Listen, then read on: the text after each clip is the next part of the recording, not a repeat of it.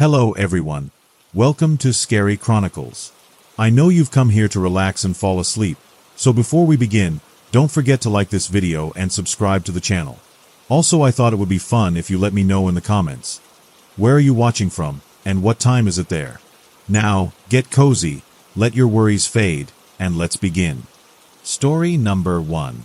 As a kid growing up in my neighborhood, everyone knew about Farmer Fred's. Partly because it was an abandoned farm in the middle of the Pittsburgh suburbs, but largely due to the fact that it was haunted. A farm in my neighborhood was probably commonplace at the turn of the 19th century, but by the time I was a kid we were surrounded by strip malls, fast food restaurants, and housing developments. That being said, there was and is still a good deal of green space, and at least one farm, albeit no longer operational. According to local legend, Farmer Fred had come from a long line of dairymen who had called our little patch of western Pennsylvania home. He could trace his lineage back to the Quakers, and his small farm in Ross Township, while not profitable, was his pride and joy. As the legend goes, at some point in the 1950s, developers had purchased all of the surrounding farms, leaving Farmer Fred as the only remaining holdout. No one can say for certain how it happened, but one Halloween night, a group of trick-or-treaters stumbled upon the body of Farmer Fred, hanging from a rafter in the entrance to his house, eyes red with blood and an expression of terror on his face. Some say that the farm was going under and that he was going to be forced into bankruptcy. Others say that developers murdered him and staged a suicide in order to get the farm. What everyone can agree on is that Farmer Fred cursed that house and his land, and swore to seek vengeance on anyone who would ever disturb his property. As time went by and the developers attempted to bulldoze the farmhouse, horrible accidents befell the workers. A backhoe and its driver were killed in a rock slide, the road leading to the farm gave way, crippling 2 other construction workers, a sinkhole prevented further construction vehicles from accessing the property, and a random pocket of methane gas caused an explosion that could be felt as far as downtown Pittsburgh, almost 10 miles away. Eventually, the land was deemed unsafe to develop further, and the developers' plan for a mall had to be moved a few miles north. In time, they developed the other properties, building an elementary school and several homes, but no one touched Farmer Fred's property. So there it sat, falling into disrepair, aging more like a man than a house. As a kid, I learned about Farmer Fred through the football team. Our home field was at Ross Elementary, and where we practiced was a literal stone's throw from Farmer Fred's property. The older boys would pass on the legend to the younger ones, and when we got to about 12 or 13 years old, most of us would go through a terrifying rite of passage. After the last practice of the year, our parents would have a cookout at the field. While most of the younger kids were eating and playing games, the rising 8th graders would sneak off to Farmer Fred's. I still remember approaching the house that year, trembling with fear as the sun was beginning to set, casting hues of magenta and rose across the cloudy sky. The breeze picked up, tossing leaves in its wake like hundreds of bees swarming around a hive. The farmhouse sat at the edge of an overgrown field, sprawling over the hillside and tucked against an old-growth forest, many of the trees becoming increasingly threadbare as October rolled into November. You could almost feel the bitter cold of winter closing in, especially on nights like that. The abandoned homestead loomed in the distance, warped and gray from years of neglect, the yellow paint long peeled away, revealing only raw planks, splintered over time, but still holding strong. 2 dark windows on the top floor stared out at us like a pair of hollow eyes, giving a glimpse of the possible terrors that lived inside. The roof sagged in the middle, shingles missing, allowing for autumn leaves to accumulate inside the walls, blanketing whatever evil may lurk inside. Mounds of ivy and dead vines engulfed the walls, snaking through decrepit pillars and onto the front porch. The front door hung ajar, barely holding onto its hinges, swaying in the breeze, sending a low groan out into the crisp autumn night. Occasionally, the wind would carry the faintest hint of decay, as if the house itself was rotting from the inside out. Tonight was one of those nights, as the air was thick with the weight of something unseen, something unknown, something old, lurking just beneath the surface waiting for us. With Halloween the following night, our group's collective anxiety was palpable. A hand grabbed my shoulder, pulling me close, sending a jolt of fear through my body. "What's your game plan?" "I think I am going with a stone," my best friend Jimmy whispered in my ear as we slowly approached the property line. Our rite of passage involved one of 3 options, none of which were an easy task for a middle schooler. The first was to throw a stone through one of the windows of the farmhouse. The rock had to shatter glass, so as years went by, there were fewer and fewer options. It also meant having the arm strength to accomplish the feat from a safe distance. On top of that, it was well known that the Ross police would patrol the elementary school around Halloween, and if they heard a crack of glass, you ran the risk of capture and the inevitable trip to the magistrate that followed. Option number 2 was far less of a risk for trouble, but in my opinion was the most terrifying option. In front of Farmer Fred's house was an old skeletal scarecrow. This figure had already haunted my dreams from the time I first set eyes on it. He stood at least 7 feet tall, his body long and thin, arms outstretched, oddly resembling a crucifixion. His red flannel shirt worn of almost all its color, his denim pants a patchwork of holes and tattered fabric, barely hanging on by a thread. His head resembled a lumpy volleyball in size and shape, covered in an old burlap sack, dark eyes cut menacingly into whatever filled this monstrosity's head. A terrifying crooked grin had been stitched into the sack below the eyes, and he was topped with a flat-brimmed cowboy hat, something you might see Clint Eastwood wearing. Somehow this creature had stood the test of time, through nearly 5 decades of spring rains, summer sun, fall winds, and winter snow. He somehow remained, terrifying generations of youngsters who dared cross his path. Only the bravest rising footballers dared to cut a piece of cloth from his shirt, and from what I'd heard, the last kid that did ended up in a coma. Needless to say, I would not be going near that nightmare creature. The final option, and the route I would likely be taking, was to steal a jack-o'-lantern from a home in the neighborhood and place it on Farmer Fred's front porch as an offering. For this reason, every Halloween you would find a dozen or so glowing jack-o'-lanterns illuminating Farmer Fred's house of horrors. I turned to my best friend. He lived only a few minutes' walk from Farmer Fred's, and the last 3 Halloweens I had gone trick-or-treating in his neighborhood and spent the night at his house.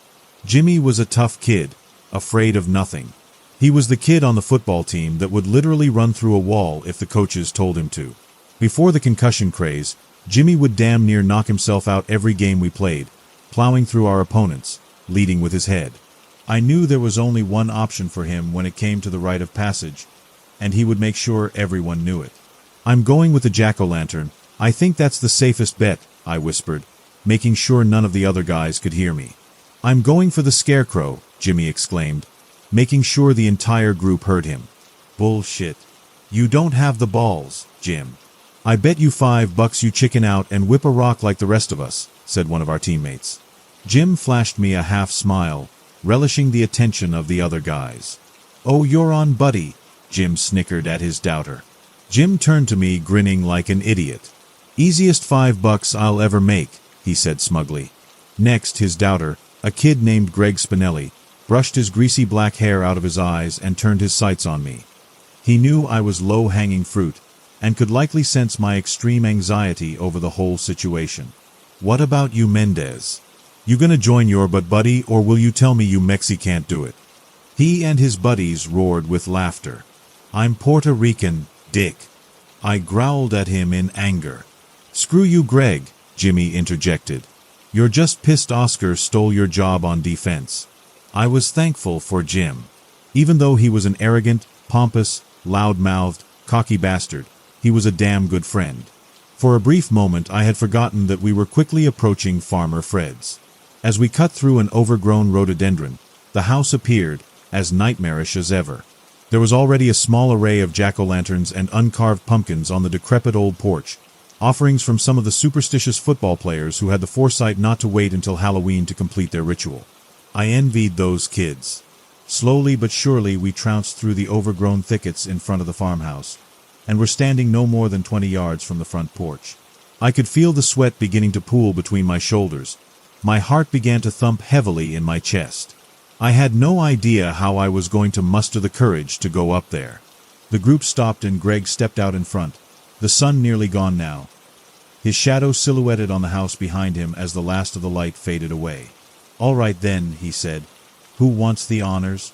My teammates and I looked around at each other, no one willing to be the first, no one except Jimmy, that is. He stepped forward, head held high, like a knight of old stepping forward to slay a dragon. "What will it be, Jimmy?" Greg asked. "An offering or a tempting of fate?" Jimmy stared him down for a moment. Though only a few seconds, it seemed like an eternity. I held my breath, knowing what he was going to pick, but the anticipation of it was killing me. He looked around the group, making sure to lock eyes with each of his teammates, really savoring the attention. He turned back and pointed to the scarecrow waving in the breeze, almost beckoning us in.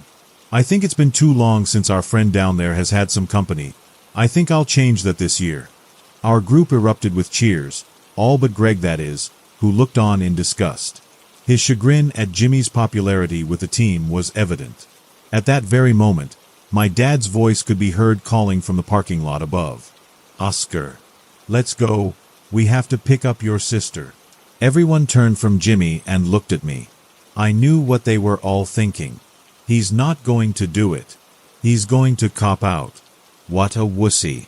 Growing up when I did, toxic masculinity wasn't quite the taboo it has become, and the only thing I could think of worse than being ripped apart by the ghost of Farmer Fred was being called a coward by the entire football team. For a 13-year-old boy, that would have been a fate worse than death. I was in a tough spot, but as if by divine intervention, Jimmy once again came to my rescue. "I know you were all looking for a show tonight, but those of you with actual balls will be here tomorrow night after trick-or-treating." Oscar told me that he wanted to place his pumpkin up there on the most terrifying night of the year. Isn't that right, Oz? He looked at me and winked. "Yeah, absolutely," I stumbled over the words. "Just figured we only get one 8th grade ritual. Should probably make it count, right?" Jimmy was a genius. I had never thought about completing the ritual on Halloween. It was a gamble, but it was almost assured that none of the other guys would even show up, either out of terror of the idea of doing it on the anniversary of Fred's death, or the fear of missing out on all that Halloween has to offer a 13-year-old boy. Either way, it was almost a guarantee that I wouldn't actually have to do anything but show up and say that I did the ritual. Worst case scenario, I would have to place my pumpkin on the porch the following night, but at least I would have Jimmy there, and I would gain some clout with the guys for completing the deed on Halloween night. I turned to walk up the hillside and meet my dad, a little more confident and extremely relieved. "Catch you tomorrow, Oz," Jimmy yelled as I climbed back through the rhododendron. "Keep an eye out for a good jack-o'-lantern. You'll need it." After a sleepless night, Halloween morning arrived, and I was soon filled with dread. It was actually disconcerting the level of fear I was feeling that morning, knowing that I would possibly be completing the ritual. In all my years, not before and not since have I ever felt dread like that, to the point where it literally weighed me down. As evening approached, I tried to set my mind to trick-or-treating, hanging out with my best friend, and possibly meeting up with the girls that we were both talking to. For a 13-year-old boy chock full of hormones, it's amazing that I could think of anything outside my romantic interest, but I couldn't shake the feeling that I was slowly being drawn into something horrible. The prospect of talking to a girl I was into seemed like such an easy task compared to the daunting feat of putting a jack-o'-lantern on Farmer Fred's porch. As evening drew closer, I could barely eat. My mom had to remind me to get my costume on, and she could tell something was off. "Are you sure you want to go to Jimmy's tonight? You haven't really been yourself today," she said as she placed a comforting hand on my shoulder. "Yeah, Mom, I'm sure. It's tradition. I'll get changed at Jimmy's, though."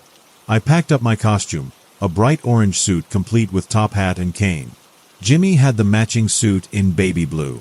Our favorite movie of all time was Dumb and Dumber, so the chance to be Harry and Lloyd for a night was too good to pass up. After a short drive that felt like an eternity, anxiety filled me to the point where I felt like I couldn't walk, until we got to Jimmy's. It wasn't Jimmy's house that had relieved my anxiety, but his neighbors across the street. There, on the third step leading up to their porch, was a jack-o'-lantern, and carved into this pumpkin was a grim reaper. I'm not sure why, but I knew this was going to be what I used for my offering, and for some reason knowing that put me incredibly at ease. Perhaps it was how the candle light glowed softly behind the silhouette, but I became indifferent to my fears and allowed myself to enjoy the evening. I was astonished at how much fun I had trick-or-treating that night, and shocked at how at ease I was with the idea of completing the ritual. After we finished trick-or-treating, we returned to Jimmy's house to change, before heading back out to Farmer Fred's. "Did you find a good pumpkin?" Jimmy asked as we snuck out his basement door. "I think so, yeah," I said as I sneakily jogged up his driveway, beckoning him to follow behind. We stood, hidden in the bushes across from his neighbor's house, and I pointed across the street. When he saw the pumpkin I had chosen, he nodded in agreement, and we moved across the street as quietly as we could. We made sure there wasn't anyone around, and I snuck onto the porch to snag the jack-o'-lantern. My heart began to race, more from excitement than anything else. I crept across the wooden porch, trying not to make any noise. When I got to the jack-o'-lantern, I carefully corralled it in my arms and dashed off into the night, Jimmy following just behind. We chatted as we made our way through the massive rhododendron and onto the property of Farmer Fred. Up until this point, I had been feeling pretty good about the whole thing and was starting to think that even if no one else showed up, I was going to complete the ritual and place my jack-o'-lantern with the others. Jimmy and I stood on the hillside just above Farmer Fred's, peering down at the slowly rotting house that hadn't been properly lived in for almost half a century. Though it was a cloudy night, the crescent moon shone bright, directly on Jimmy's foe, the scarecrow. "Well, Oz, looks like you lucked out. No one else showed." I swallowed hard and relit the candle in my jack-o'-lantern. It shone through, acting almost as a flashlight, guiding my path down to the rickety old porch and a dozen other offerings. "I'm still doing it, Jim.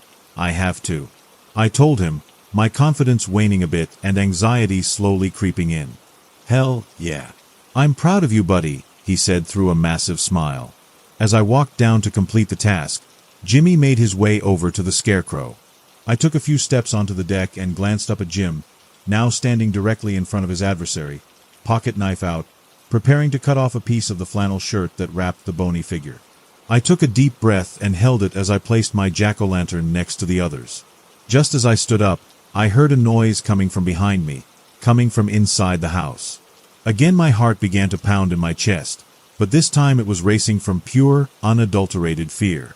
I turned slowly to peer into the house, beyond the front door, barely hanging onto the frame, and just as I thought I could make out a figure just beyond the hallway, lurking in the darkness, I felt a powerful blow to the back of my head.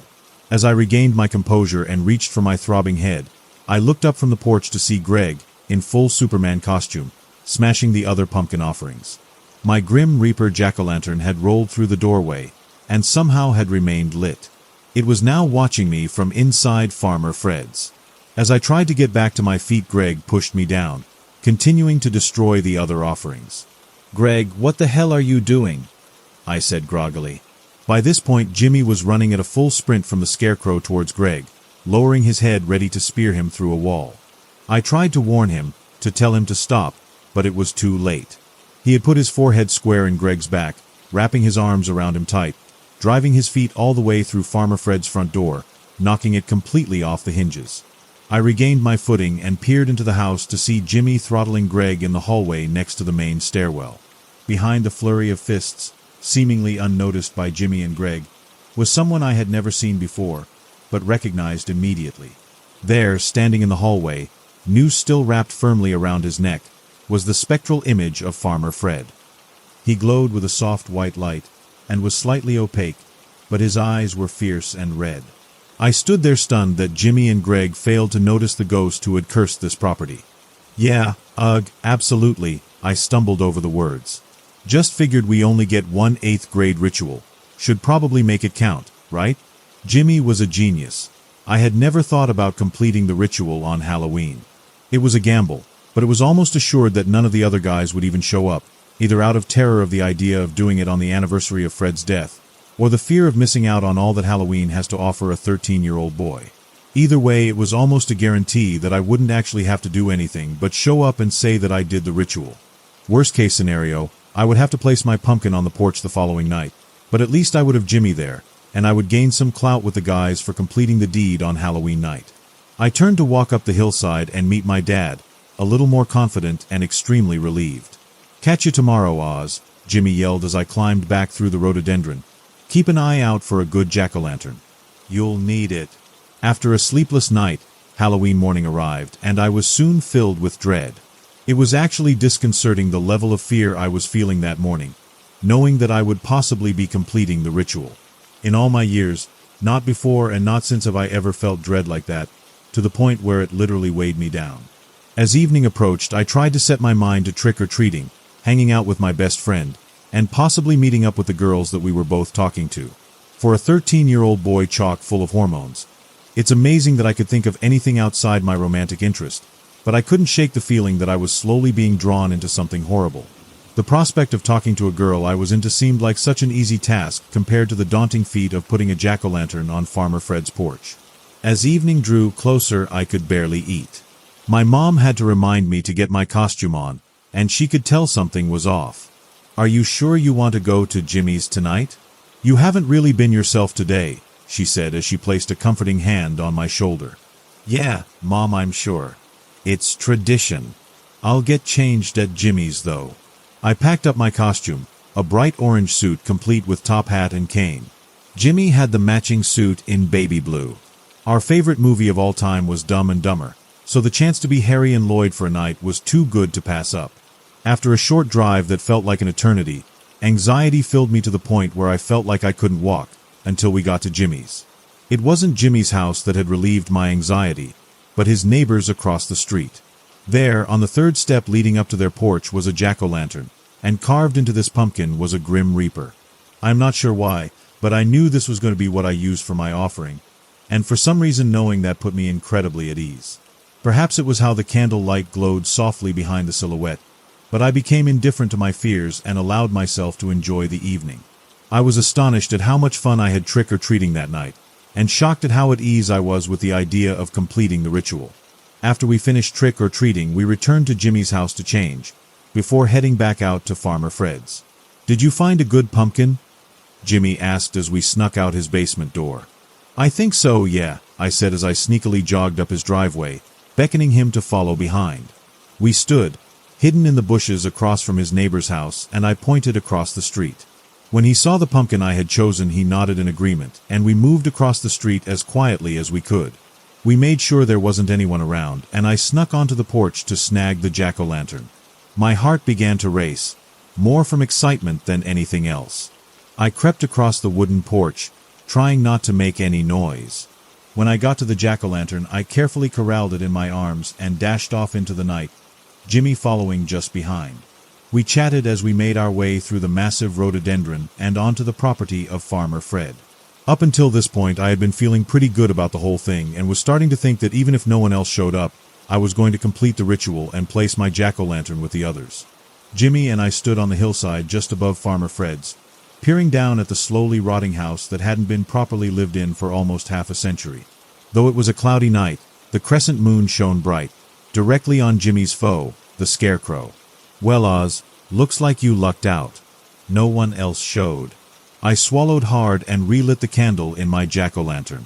It shone through, acting almost as a flashlight, guiding my path down to the rickety old porch and a dozen other offerings. "I'm still doing it, Jim. I have to," I told him, my confidence waning a bit and anxiety slowly creeping in. "Hell, yeah. I'm proud of you, buddy," he said through a massive smile. As I walked down to complete the task, Jimmy made his way over to the Scarecrow. I took a few steps onto the deck and glanced up at Jim, now standing directly in front of his adversary, pocket knife out, preparing to cut off a piece of the flannel shirt that wrapped the bony figure. I took a deep breath and held it as I placed my jack-o'-lantern next to the others. Just as I stood up, I heard a noise coming from behind me, coming from inside the house. Again my heart began to pound in my chest, but this time it was racing from pure, unadulterated fear. I turned slowly to peer into the house, beyond the front door, barely hanging onto the frame, and just as I thought I could make out a figure just beyond the hallway, lurking in the darkness, I felt a powerful blow to the back of my head. As I regained my composure and reached for my throbbing head, I looked up from the porch to see Greg, in full Superman costume, smashing the other pumpkin offerings. My Grim Reaper jack-o'-lantern had rolled through the doorway, and somehow had remained lit. It was now watching me from inside Farmer Fred's. As I tried to get back to my feet, Greg pushed me down, continuing to destroy the other offerings. "Greg, what the hell are you doing?" I said groggily. By this point, Jimmy was running at a full sprint from the Scarecrow towards Greg, lowering his head ready to spear him through a wall. I tried to warn him, to tell him to stop, but it was too late. He had put his forehead square in Greg's back, wrapping his arms around him tight, driving his feet all the way through Farmer Fred's front door, knocking it completely off the hinges. I regained my footing and peered into the house to see Jimmy throttling Greg in the hallway next to the main stairwell. Behind the flurry of fists, seemingly unnoticed by Jimmy and Greg, was someone I had never seen before, but recognized immediately. There, standing in the hallway, noose still wrapped firmly around his neck, was the spectral image of Farmer Fred. He glowed with a soft white light, and was slightly opaque, but his eyes were fierce and red. I stood there stunned that Jimmy and Greg failed to notice the ghost who had cursed this property. All I could do was stare in disbelief as the specter raised a hand and pointed at me. "Get out!" His raspy voice hissed in my ears, yet Jimmy and Greg continued to go at it. I was frozen with fear, but slowly started backing out onto the porch. Again the spirit pointed, but this time to my jack-o'-lantern which lay intact by my feet. He raised his blood-red eyes to mine, and again I could hear his voice inside my head whispering, "Get out or die." At this my pace quickened, and I tried to call out to Jimmy, but again the spirit spoke, and this time his voice boomed through the entire house. He pointed shakily to the scarecrow out front and roared, "Rise. Rise up and reap my vengeance." Jimmy and Greg froze, Greg still underneath Jimmy fending off blows. But as they both realized the very real horror that was playing out just behind them, the true terror began to move outside. Following the command of Farmer Fred, the scarecrow stirred with an unnatural twitch, its rail-like limbs jerking in short bursts. Its crude sack of a head tilted awkwardly to one side, its neck creaking like a rusty old gate. For just a moment it was still, then it lurched toward us, arms hanging stiff at first, then rising slowly to reveal two gleaming hand scythes. It had set its sights on Jimmy and Greg, and where before there had been just dark sockets, now glowed two bright red eyes, matching those of Farmer Fred. Each step was disjointed, its arms stiff and legs dragged in the dirt with slow, grueling motions, struggling to maintain its balance. The scarecrow's knees buckled inward and its torso swayed, collapsing forward before jerking upright. It began to move with renewed purpose, gaining speed and flashing the two implements of death in its hands. The scarecrow blew right past me as it buried the first scythe directly below Greg's collarbone. Jimmy looked on in terror as blood fountained from Greg's chest, covering Jimmy in a stream of crimson. The ghost of Farmer Fred stood at the end of the hall, watching with delight as the scarecrow raised its other scythe, bringing it down with immense force into Jimmy's back. He and Greg both screamed in agony as the spirit beckoned to his minion. "Bring them to me," Fred ordered. The scarecrow grabbed the scythes and began dragging them down the hall. As it made its way toward the basement stairs, a large hole opened up in the wooden floor, surrounded by splintered boards that looked like jagged wooden teeth surrounding a sinister dark mouth. As the scarecrow slowly pulled Jimmy and Greg toward the abyss, Jimmy called out, "Oscar, help me. I couldn't move." My best friend was literally being dragged to hell, and I stood there frozen in fear. I hesitated for a moment as I tried to summon the courage to act, ultimately deciding I had to do something. I ran through the doorway and down the hall, each step sending crackles of fractured wood thundering through the house.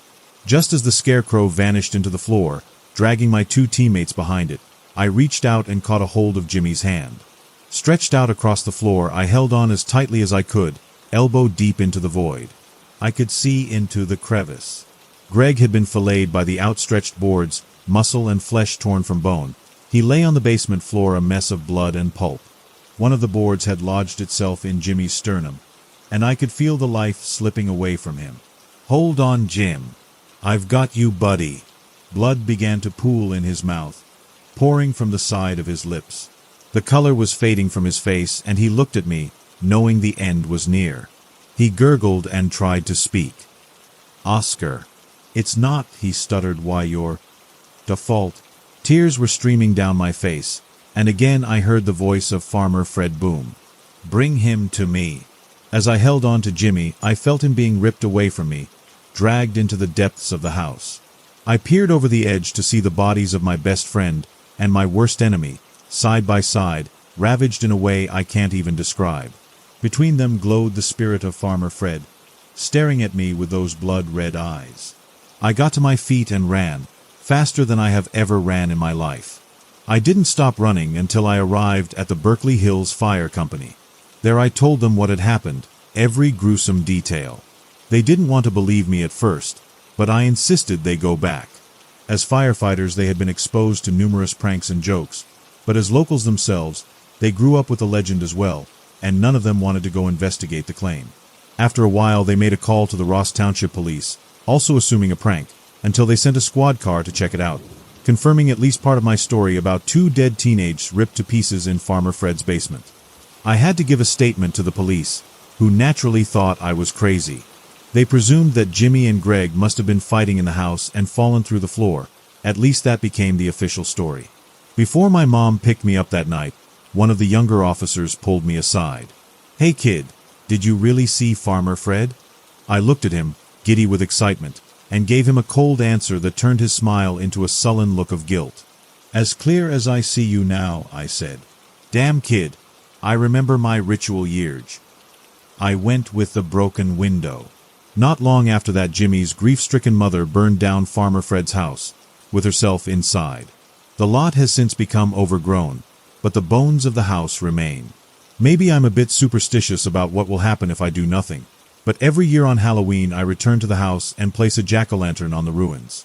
It's an offering to the spirit that haunts the grounds, but also a memorial to those who were lost there, and whose spirits may not be at rest. Story number 2.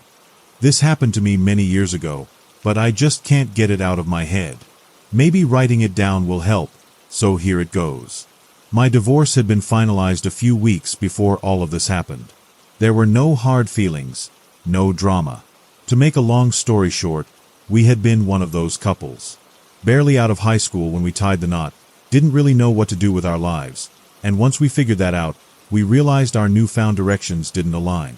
We put it all on the table and agreed that it would be best to make a clean cut, move on, and not needlessly complicate things. My ex had always been content staying in our little hometown. So had I, until my parents decided to sell their house and move to Hawaii out of the blue.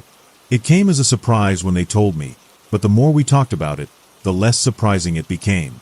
They had spent their entire lives in the same place, doing what one does. Worked 9-to-5 jobs day in day out, raised 2 kids, saw them graduate, get married, start lives of their own. Now that both my brother and I were out of the house, there was no reason to wait for retirement to pursue their own dreams. That's when I realized that I didn't want to live my parents' life. That I had ambitions I didn't want to put on the back burner for decades. That there was more to life than going with the flow. I went back to school for another, more specialized degree in my field. During this time, when I spent most of my waking hours either at work or studying, the shaky foundation of my marriage began to show. My ex never once complained about my busy schedule.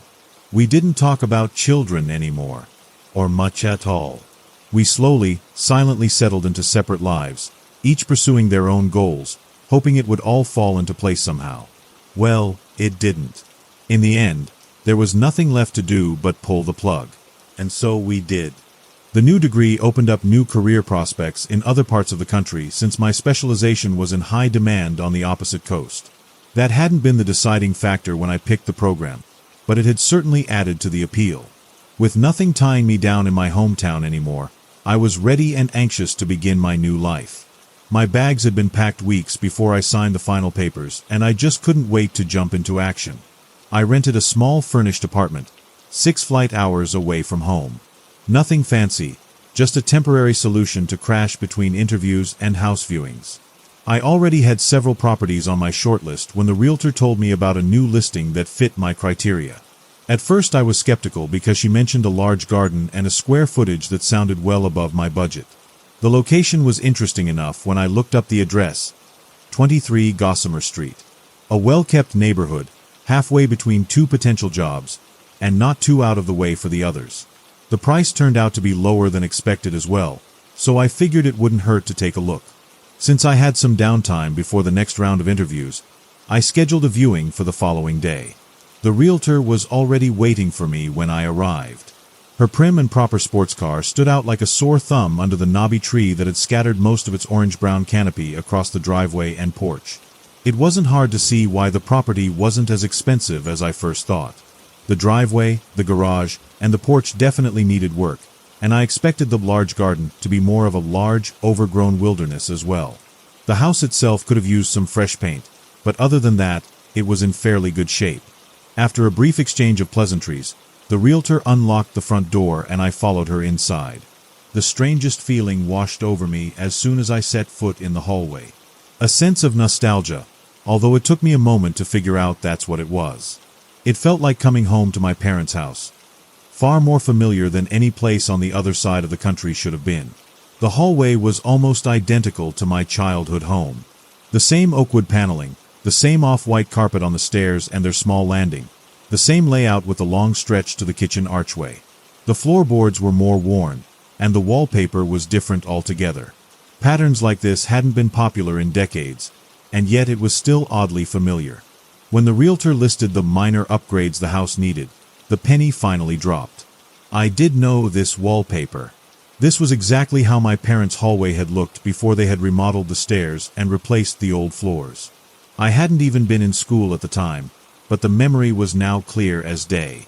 My parents used to have the same wallpaper. I blurted out when I noticed the realtor had gone down the hallway and was waiting for me by the kitchen arch. I hadn't listened to her, but she was probably wondering why I stood there like a statue and stared at the wall. Older clients. They rarely keep up with home design trends. She smiled and invitingly gestured to the kitchen. Nothing a fresh coat of paint can't fix.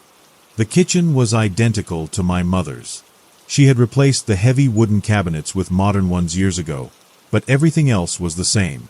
A bulky island counter in the center, faux Mediterranean tiles, even lace curtains with a palm tree pattern just like my mom's. Through the window, I spotted my old swing set in the garden.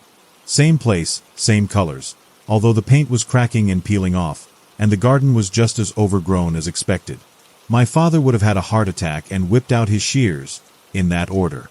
I just stared in disbelief. "Oh, I'm sorry," the realtor's voice jolted me out of my preoccupation. "I've been waiting for this call all day." She waved a buzzing phone toward the archway. "I have to take this. Please, feel free to look around in the meantime. If you have any questions, I'll be right outside on the porch." I tried the patio door behind the dining table, identical to the one I had done my homework on all through grade school. It was locked, but through the glass I saw a deflated kiddie pool in the unmown grass. The colors were faded and it was filled with rainwater and dead leaves, but other than that it looked identical to the one my brother had gotten for his 8th birthday. Nothing was special about the layout or materials in the kitchen and hallway, other than being out of fashion. There were probably hundreds of houses with similar interiors, all across the country. The same could be said about the kiddie pool. I'm sure at least 2 or 3 of my classmates had the same one back then. But seeing all these things gathered in one place was a little uncanny. For a while I stood there, stared through the patio door, and tried to remember if my parents had renovated the hallway before or after my brother's 8th birthday. If the pool was already or not yet supposed to be there. I couldn't figure it out, but what difference did it make? This was strange either way, and oddly intriguing. Instead of pondering the garden any longer, I took the realtor up on her offer to look around by myself. I headed back to the hallway and went upstairs. If this house really had the exact same layout as my parents' home, their bedroom should be to the left, facing the garden. To the right, facing the street, should be the 2 smaller rooms, my brother's and mine. I expected to find exactly that upstairs, but I was still bewildered when I actually did. The same floorboards, the same paneling, the same doors. The small window across from the stairs even had the crochet curtain my mother had never liked. The only reason she had never taken it down was to keep the peace with my grandmother, who had made the kitschy thing and would have thrown a fit if it disappeared.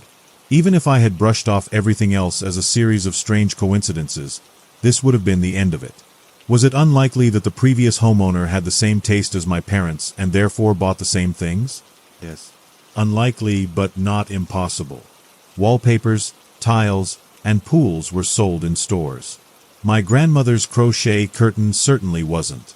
It was her own uniquely awful design with ladybugs and, for some unfathomable reason, monkeys, and she took great pride in its originality. My parents surely hadn't taken the dreadful thing to Hawaii, but what were the odds that it had ended up here after they sold the house? Now I had to know. I had to see my room. Looking back, it seems odd that the uncanny resemblance didn't creep me out more, that I was eager to delve deeper into it. Maybe a part of me thought that I had been given a second chance to say farewell. My parents' decision to sell their house had been sudden, at least to me. There hadn't really been an opportunity to visit my old room, wallow in memories for a while, and come to terms with my childhood home being gone for good. There wasn't much to see in my room since it was empty, but other than that I looked exactly the way I remembered. Bluish-gray carpet, the kind parents put in kids' rooms because it's easy to clean. The faded outline of a poster on the wall where my bed had been. double windows facing the street. When I went closer, I noticed that the frame had a stain just where 7-year-old me had put a sticker from a cornflakes box. I peered outside and saw the realtor in the driveway. She was still talking on the phone, wedged between her ear and her shoulder, and flipped through a folder in a briefcase on top of her car. For a while, I absently let my gaze drift across the street outside. The view was different from my real room, but not so different that it broke the momentary illusion of being there. I thought back to neighbors I hadn't seen in years, tried to picture their cars and front yards, and Mrs. Ottman's annoying little Yorkshire Terrier that had yapped at me from the window every day when I came back from school. Once I had my fill of reminiscences, I decided to check out my brother's room. There would probably not be any more furniture than in mine, but the realtor was still busy, so I could as well take a peek. When I turned to leave, however, something strange caught my eye. A door. Not the door I had entered through. No, there was a second, narrower door next to it, just across from where my bed used to be. This door had definitely not been in my real room. It couldn't have been because behind that wall was the staircase. I'd have noticed an oddity like a door that opened midway in the air when I went upstairs. Maybe the layout wasn't identical to my childhood home, after all. Maybe my perception was skewed because I expected everything to be the same. Would I really have noticed a few steps more from the stairs to my room? Maybe there was enough space for a closet. The narrow door didn't look like a closet door, but that explanation made the most sense. I was prepared to be disappointed when I turned the knob. There'd be just a closet. The illusion of visiting my old room one last time would be broken. But I had already said my goodbyes, so what did it matter? I opened the door, looked inside, looked again, blinked once, blinked twice, then stepped back in confusion. There was no closet. No dangling old coat hangers, no rail, no dusty shelving. And what was there instead didn't make any sense at all. The room was enormous. It couldn't possibly have fit there. Not between the stairs and my room, not inside this house as a whole. If anything, the opposite was true. The house, complete with garden, garage, and driveway, could comfortably have fit inside this space. Twice if stacked on top of each other. The walls were impossibly tall. On the bottom, they were lined with the same paneling as the hallway, but the upper part didn't have my parents' old wallpaper. Instead, it was painted in a pale pistachio green. No pattern or stains, no windows, nothing to break the monotony. The floor reminded me of the hallways in my old high school. Speckled gray vinyl, worn out by decades' worth of harried crowds. However, the few doors, haphazardly placed and branching off in different directions, looked neither like the other doors in the house nor like classroom doors. They were all the same, though. Off-white industrial doors with black safety handles, the kind often used in basements. Once my initial confusion had worn off, I briefly thought about checking the other side of the wall again. But I didn't. Even now, so many years later, I have no idea what possessed me to go through the door instead. My steps didn't echo when I made my way toward the center. At first, I didn't notice. I thought the floor felt weird under my feet, but that only blended into the general weirdness of this place. Nothing about it made sense, and it became more puzzling the longer I looked around. The dimensions and doors said warehouse. But if that's what it was, why had somebody bothered to panel and paint it? What would anyone want to store here anyway? And how? Wouldn't the basement or garage be a more obvious choice than a room only accessible through a narrow door in a second-floor bedroom? But then, who knew what was behind all the industrial doors? The air felt stale and stuffy, more the closer I moved toward the far wall. It made me cough, and that's when I noticed the echo was missing. I paid more attention to my steps now and figured out what was so weird about the floor. It looked like a school hallway, but it felt like walking on hard stone tiles. Something one might find in a church or a museum, and should have amplified the sound of my steps, not silenced it altogether. The awareness of this dichotomy further added to the strangeness, but it didn't stop me from approaching the two doors straight ahead. They were right next to each other, not quite centered, and I don't know what drew me to them. To my left, there were three perfectly centered doors, but for some reason, they struck me as vastly less interesting. I figured my excursion would be cut short here, but to my surprise, the first door I reached was not locked. It was heavy, but opened easily, albeit with a slight creak, one that spoke to rare use, not a lack of maintenance. The simple act of opening a door felt weirdly normal. In a place that defied all logic, I had braced myself for another unusual discovery. And yet there was none. Not about the door itself nor the whitewashed hallway it revealed. It was narrower than the enormous hall, perfectly normal hallway dimensions. The fluorescent lights on the ceiling cast a perfectly normal light. At the end of the hallway, a perfectly normal distance away, was another perfectly normal industrial door. My steps sounded perfectly normal on the bare concrete floor when I headed there, and I expected to find a perfectly normal stairwell behind it. What else could there be? The overwhelming normalcy of my new surroundings momentarily made me forget that none of this could possibly be real. Although the hallway by itself might have fit into a single-family home, there was no way it could be attached to the huge room. Still, in my mind, it only made sense that there'd be another way to access it from the ground floor. Whether it was really a storage space or something else, a narrow door in a child's bedroom couldn't be the only way in and out. There were no stairs behind the door. The room I found, was it even a room? Was vast, empty, and dark. It reminded me of a parking garage. More precisely, it reminded me of the garage underneath the office building I had worked in for the past 8 years. I almost expected to see my car somewhere in the murky nothingness between the thick, square concrete columns. Unlike a real garage, this space didn't feel like it was underground though. The air was just as stuffy and stale as before. The temperature was no different either. No drafts, no lingering scent of gasoline and fumes, no puddles on the floor. However, there was a faint mechanical humming coming from somewhere. Not that I ever consciously paid attention to the ambient noise of a parking garage, but this sound felt right, like it belonged here. Perplexed, I looked around the vast, empty decks. It was too dark to see the far walls. For all I knew, the space extended endlessly to both sides. What did stand out was the lack of distinguishing features. In a normal garage, the columns would have prominently displayed numbers to show which level I was on. There'd have been markers to indicate handicapped spots and long-term parking, and signs pointing to the nearest emergency exit. Here, everything looked alike, with one faint, green glowing exception straight ahead. The halo of a sign I hoped would say exit when I walked toward it. I don't know why I did. Instinct, perhaps. Rationally, I should have turned around and gone back to the whitewashed hallway. Back through the oversized, over-decorated pistachio-green hall, back to what looked like my old room. I could have asked the realtor about the narrow door and the space behind it right then and there. But the thought that she was probably done with her phone call by now, that she'd be waiting or looking for me in the house, didn't even cross my mind. The faint green glow did emanate from an exit sign, but the door beneath it didn't fit in a parking garage.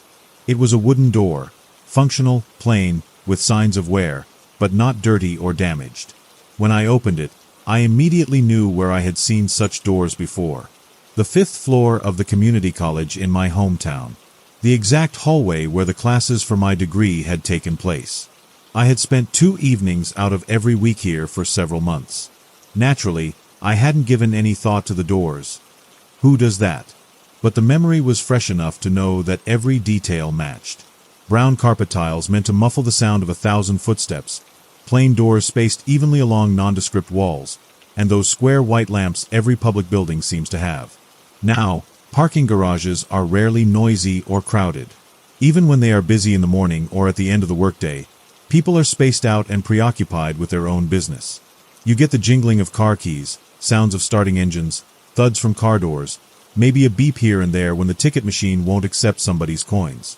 For the most part, it's just not a lively place and it barely registers if you're alone. College hallways are the opposite. There's always something to let you know there are other people. Chatter from around a corner, muffled voices behind classroom doors, latecomers rushing down hallways in search of the right room. Not here. This eerily accurate copy of the college hallway was silent. Even the mechanical humming from the garage didn't resonate here. It was still there, but considering I was still standing by the door, it should have been louder. And yet the sound seemed to end right at the threshold, as if it hit an invisible soundproof wall. Puzzled, I entered the hallway and slowly went from door to door. None looked like an exit, but I tried the knobs anyway. Again, I don't know why. Obviously, this wasn't the way out. Turning around would have made a lot more sense. But apparently I wasn't in the mindset to take a hint. Neither knowing that I was in a place that shouldn't exist nor the bizarre soundproof quality of it made me reconsider my actions. I turned knob after knob, none of which made the slightest sound, and simply moved on to the next when the door didn't open. At the same time, I also felt suffocated by the silence. I never thought the absence of something could be so overwhelming. Every time I tried a doorknob, I was hoping for a click and got none. The urgent need to hear something, anything, took over, and my attempts to get a sound out of these doors became more frantic. I rattled the knobs, pushed, pulled, even tried to kick one, but the silence persisted. And yet at no point did I think about simply abandoning my quest and going back through the still open door behind me. All my hopes rested on the door straight ahead. In the real college hallway, it led to the elevators and a stairwell. I had no reason to believe the same applied here. After all, the real hallway was nowhere near a parking garage either. But it was my best shot. For some unfathomable reason, I slowly worked my way toward it instead of skipping the other doors. When I finally reached my goal, I found it locked just like every door I had tried before. And all I felt was frustration. Not panic, anger, or even despair. Frustration. It didn't deter me from continuing my inspection on the other side of the hallway, though. The second door on the left opened. I don't recall whether it made a sound or not. As soon as I felt the knob move, nothing else mattered. I stumbled forward before I could even see what lay ahead. After being in the fairly well-illuminated hallway for what felt like hours, it took my eyes a moment to adjust to the dimness in here. The room was oblong and narrow, but smaller than the one I had come from. A generic hallway, the kind one could find in countless basements. It didn't remind me of any place in particular, and thinking back, that was easily the oddest aspect of it. I didn't ponder it, though. Standing there, I only felt a deep sense of accomplishment for having solved the puzzle of the college hallway. I didn't even try if I could open the door again when it fell shut behind me. It should have worried me, considering I was now cut off from the light source and my escape route, but it just didn't.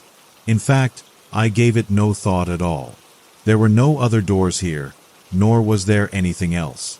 Just plain plaster walls forming a long L shape. I had made it halfway to the far corner. Surely, something of note was waiting just around it, when I picked up the faint mechanical humming again. After being in what had felt like a sensory deprivation chamber before, hearing it again was a relief. What could it be? It had to come from some sort of machine, yes, but what did it do? It sounded huge, and I mean huge. Something one might find in a maintenance hangar for military aircraft or at a shipyard, a freight elevator, perhaps. I don't know why my mind went there. I've never been to either and don't know what the machines there sound like. It just seemed to fit the excruciatingly slow intervals of the humming, as much as something I had no point of reference for could seem fitting. I stopped when I reached the end of the hallway to gather my thoughts. There was a door in the short dead end, it was slightly open, and there was a light source, albeit a faint one, behind it. I should have been relieved at the sight, but since I had never thought about the possibility of being trapped in this dark hallway, I barely acknowledged it. What I found far more important was the machine, the mechanism, whatever it was that made the sound. Maybe it was a maintenance system for this whole place. Maybe there'd be workers, at least a supervisor, nearby. Somebody who could explain what this place was, how it fit between my room and the stairs, what purpose it served. I had to know. There was no way I'd leave without an explanation. Knowing what all of this was, how it came to be, meant everything to me. I have no idea what triggered my sudden obsession. I didn't own the house that contained this inexplicable space, nor did I plan to buy it.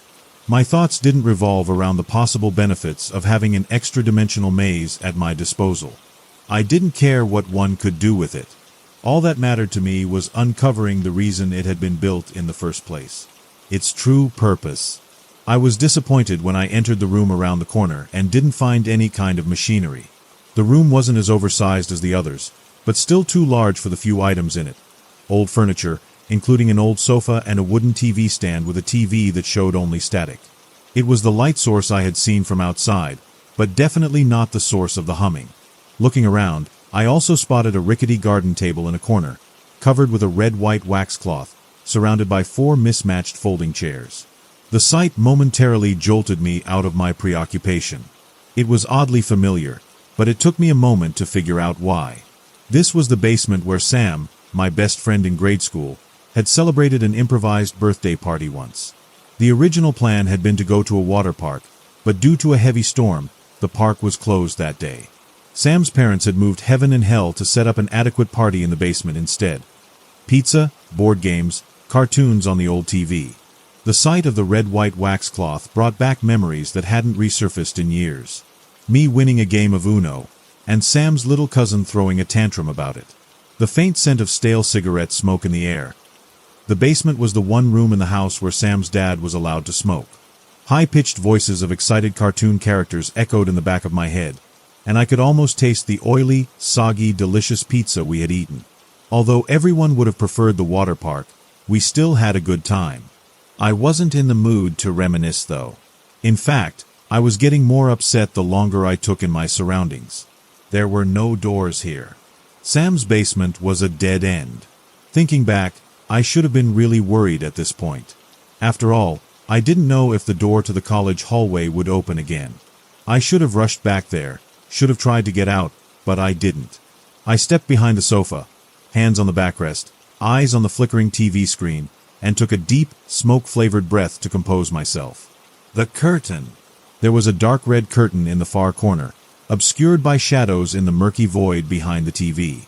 In the real basement, it had covered a shelf where Sam's dad kept his collection of science magazines. We had discovered them during the party and dismissed the stacked crates as boring, in no small part because we had hoped for a secret stash of candy and chips. Although it felt like I had explored the strange space for hours and should probably have been hungry by now, my only thought was that this might be a way through. A way to get closer to the source of the humming. I rushed to the curtain, pulled it open, and immediately felt relief wash over me. Before me lay a long, brightly lit hallway that seemed to stretch on forever in both directions. Gray rubber flooring, white walls, interspersed with light blue door frames and lacquered white doors. It reminded me of the hospital where my brother had spent a week after his appendectomy, but that didn't mean much. Hospitals very much look alike, and nothing in this hallway pointed to a specific one, or even identified it as a hospital to begin with. It didn't really smell like one either. The scent in the air was strong and chemical, a potpourri of cleaners with names like Lemon Fresh or Ocean Breeze, but the distinct undertones of disinfectant were missing. Still, I mentally filed it as a hospital hallway, although it could as well have been some kind of laboratory or research facility. What consumed most of my attention was the fact that the humming was louder here. Maybe it was just wishful thinking, but I thought I could feel the floor vibrate in its slow, steady rhythm under my feet. I had to be close to the source. Not so close that I'd find my answer right behind a door, but I had no doubt that one of them would lead me there eventually. But which one? There were so many and they all looked the same. No signs, no room numbers, nothing that made any of them a better choice than the others.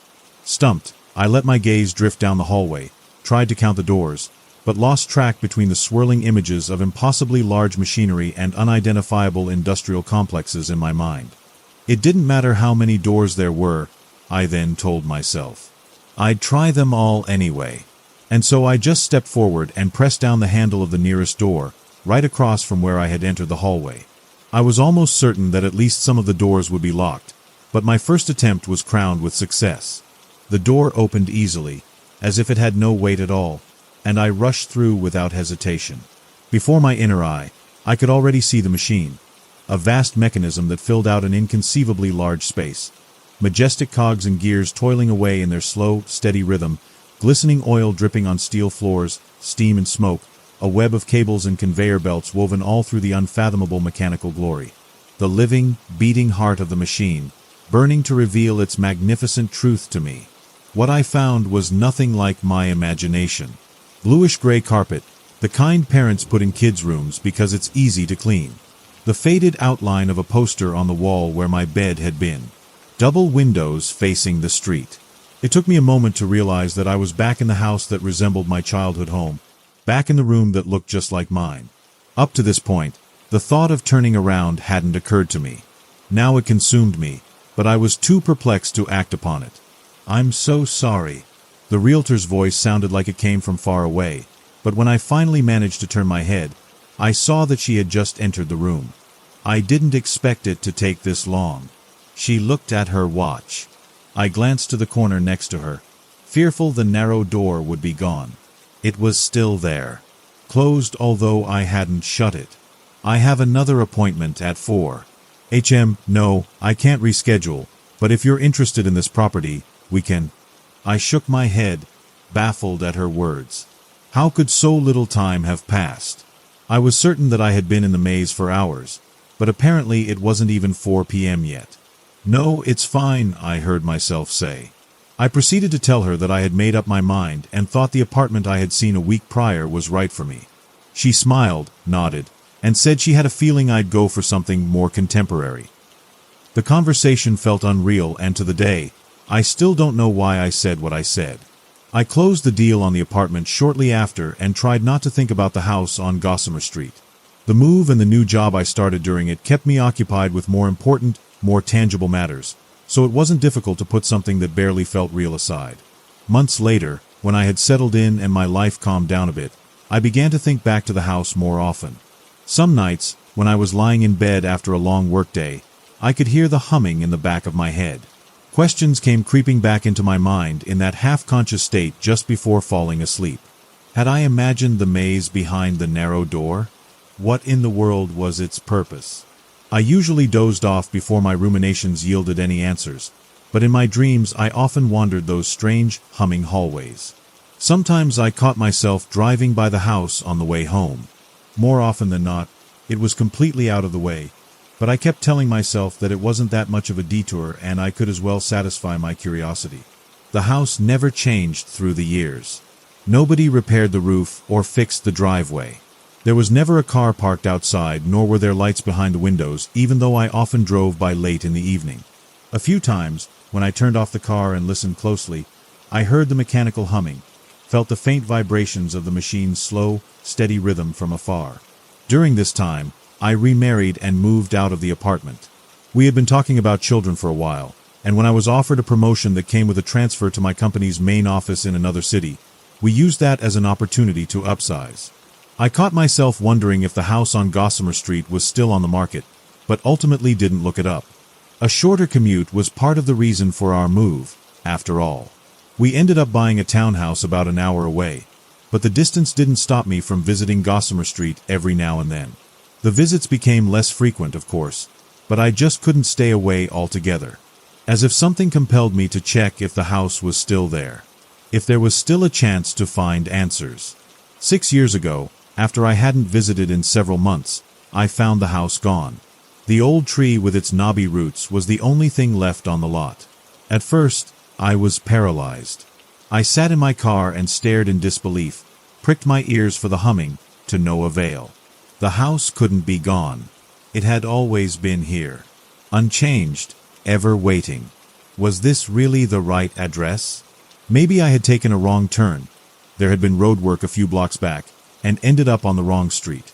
When the first shock had worn off, I got out of the car and crossed the street to take a closer look. Other than the tree, there was nothing to look at though. Orange-brown mud, scattered weeds, here and there some debris from broken, Mediterranean tiles that blended into the ground. I still didn't hear the humming, still didn't feel it in the ground. I don't know how long I stood there and stared, trying to grasp that this was real, that the house was gone, that I would never find any answers. It was the yapping of a small dog that woke me from this trance-like state. I whirled around and saw an older woman on the porch of the house across the street. She was fumbling with her purse and held a Yorkshire Terrier with a red bow on her arm. "Excuse me," I shouted as I darted toward her. "Please, wait. I just have a question." She stopped rifling through her purse and turned around, then regarded me with a puzzled expression. "Yes. How can I help you? What happened to the house?" I frantically pointed across the street as if it wasn't obvious which house I meant. "It was here last time I drove by." I trailed off and she shrugged. "It was torn down about 2, maybe 3 months ago." The tiny dog growled at me. "About time, if you ask me. I heard somebody bought it a few years back, but they never moved in or fixed a thing. There was probably mold on every wall, and it attracted rats, raccoons, all sorts of vermin. She reached into her purse again, and this time, she found the keys. "That's all I can tell you." "Thank you," I muttered. There was no point in asking more questions. It didn't matter who had bought or demolished it. It was gone, truly gone, and the finality of that deeply disturbed me. I went back to my car, drove home, tried to process the profound sense of loss I felt, but to the day, it never left me. Even though I have everything I could want, a good career, a loving spouse, 2 beautiful children, I just can't let go. Every single night, I'm walking the strange hallways in my dreams. Every single night, I come close to finding the source of the humming, the truth, the heart of the machine. And every single night, I wake up just when I step through the white lacquered door. Story number 3. If ever you visit Brisbane City during the holiday season, there's something you need to be aware of. I'm still not exactly sure what these things are. I don't think anybody is. There are, of course, things that exist in this world which escape any traditional explanation. I'm certain none of us who frequent this corner of the internet would object to that truth. Anyway, I'm drifting a little off track. I guess you all came here to read a story, yeah? As the title may suggest, I was recently in Brisbane City over the month of December. For those of you not from this part of the world, Brisbane is one of Australia's quieter capital cities. It's essentially a well-developed central business district, surrounded by an overgrown small town. The city itself is absolutely beautiful at Christmas time. The streets come alive with the festive colors of the season. Wreaths are hung, tinsel lines the quaint alleyways and arcades, and performers dressed as beautiful angels and fairies dance around the central Queen Street Mall. This central area is where I was staying during Christmas. I was here to visit family, you know the drill, that one time of year to suck it up and endure the presence of people you love dearly, but really don't like all that much. My mind was already turning through pages of unpleasant memories like a picture book. An entirely disgusting Christmas lunch cooked by Auntie Joanna here, an infamous fistfight or two between my many cousins there, and me, stuck in the middle of this chaos every December 25th. The things we do for family. It was the 23rd when I got the phone call. My phone erupted into an ear-piercing buzz on the table where it sat, rudely interrupting my terrible pay-per-view movie I had begrudgingly shelled out for. Glancing down at the screen, I sighed as my eyes landed upon my cousin Paula's name.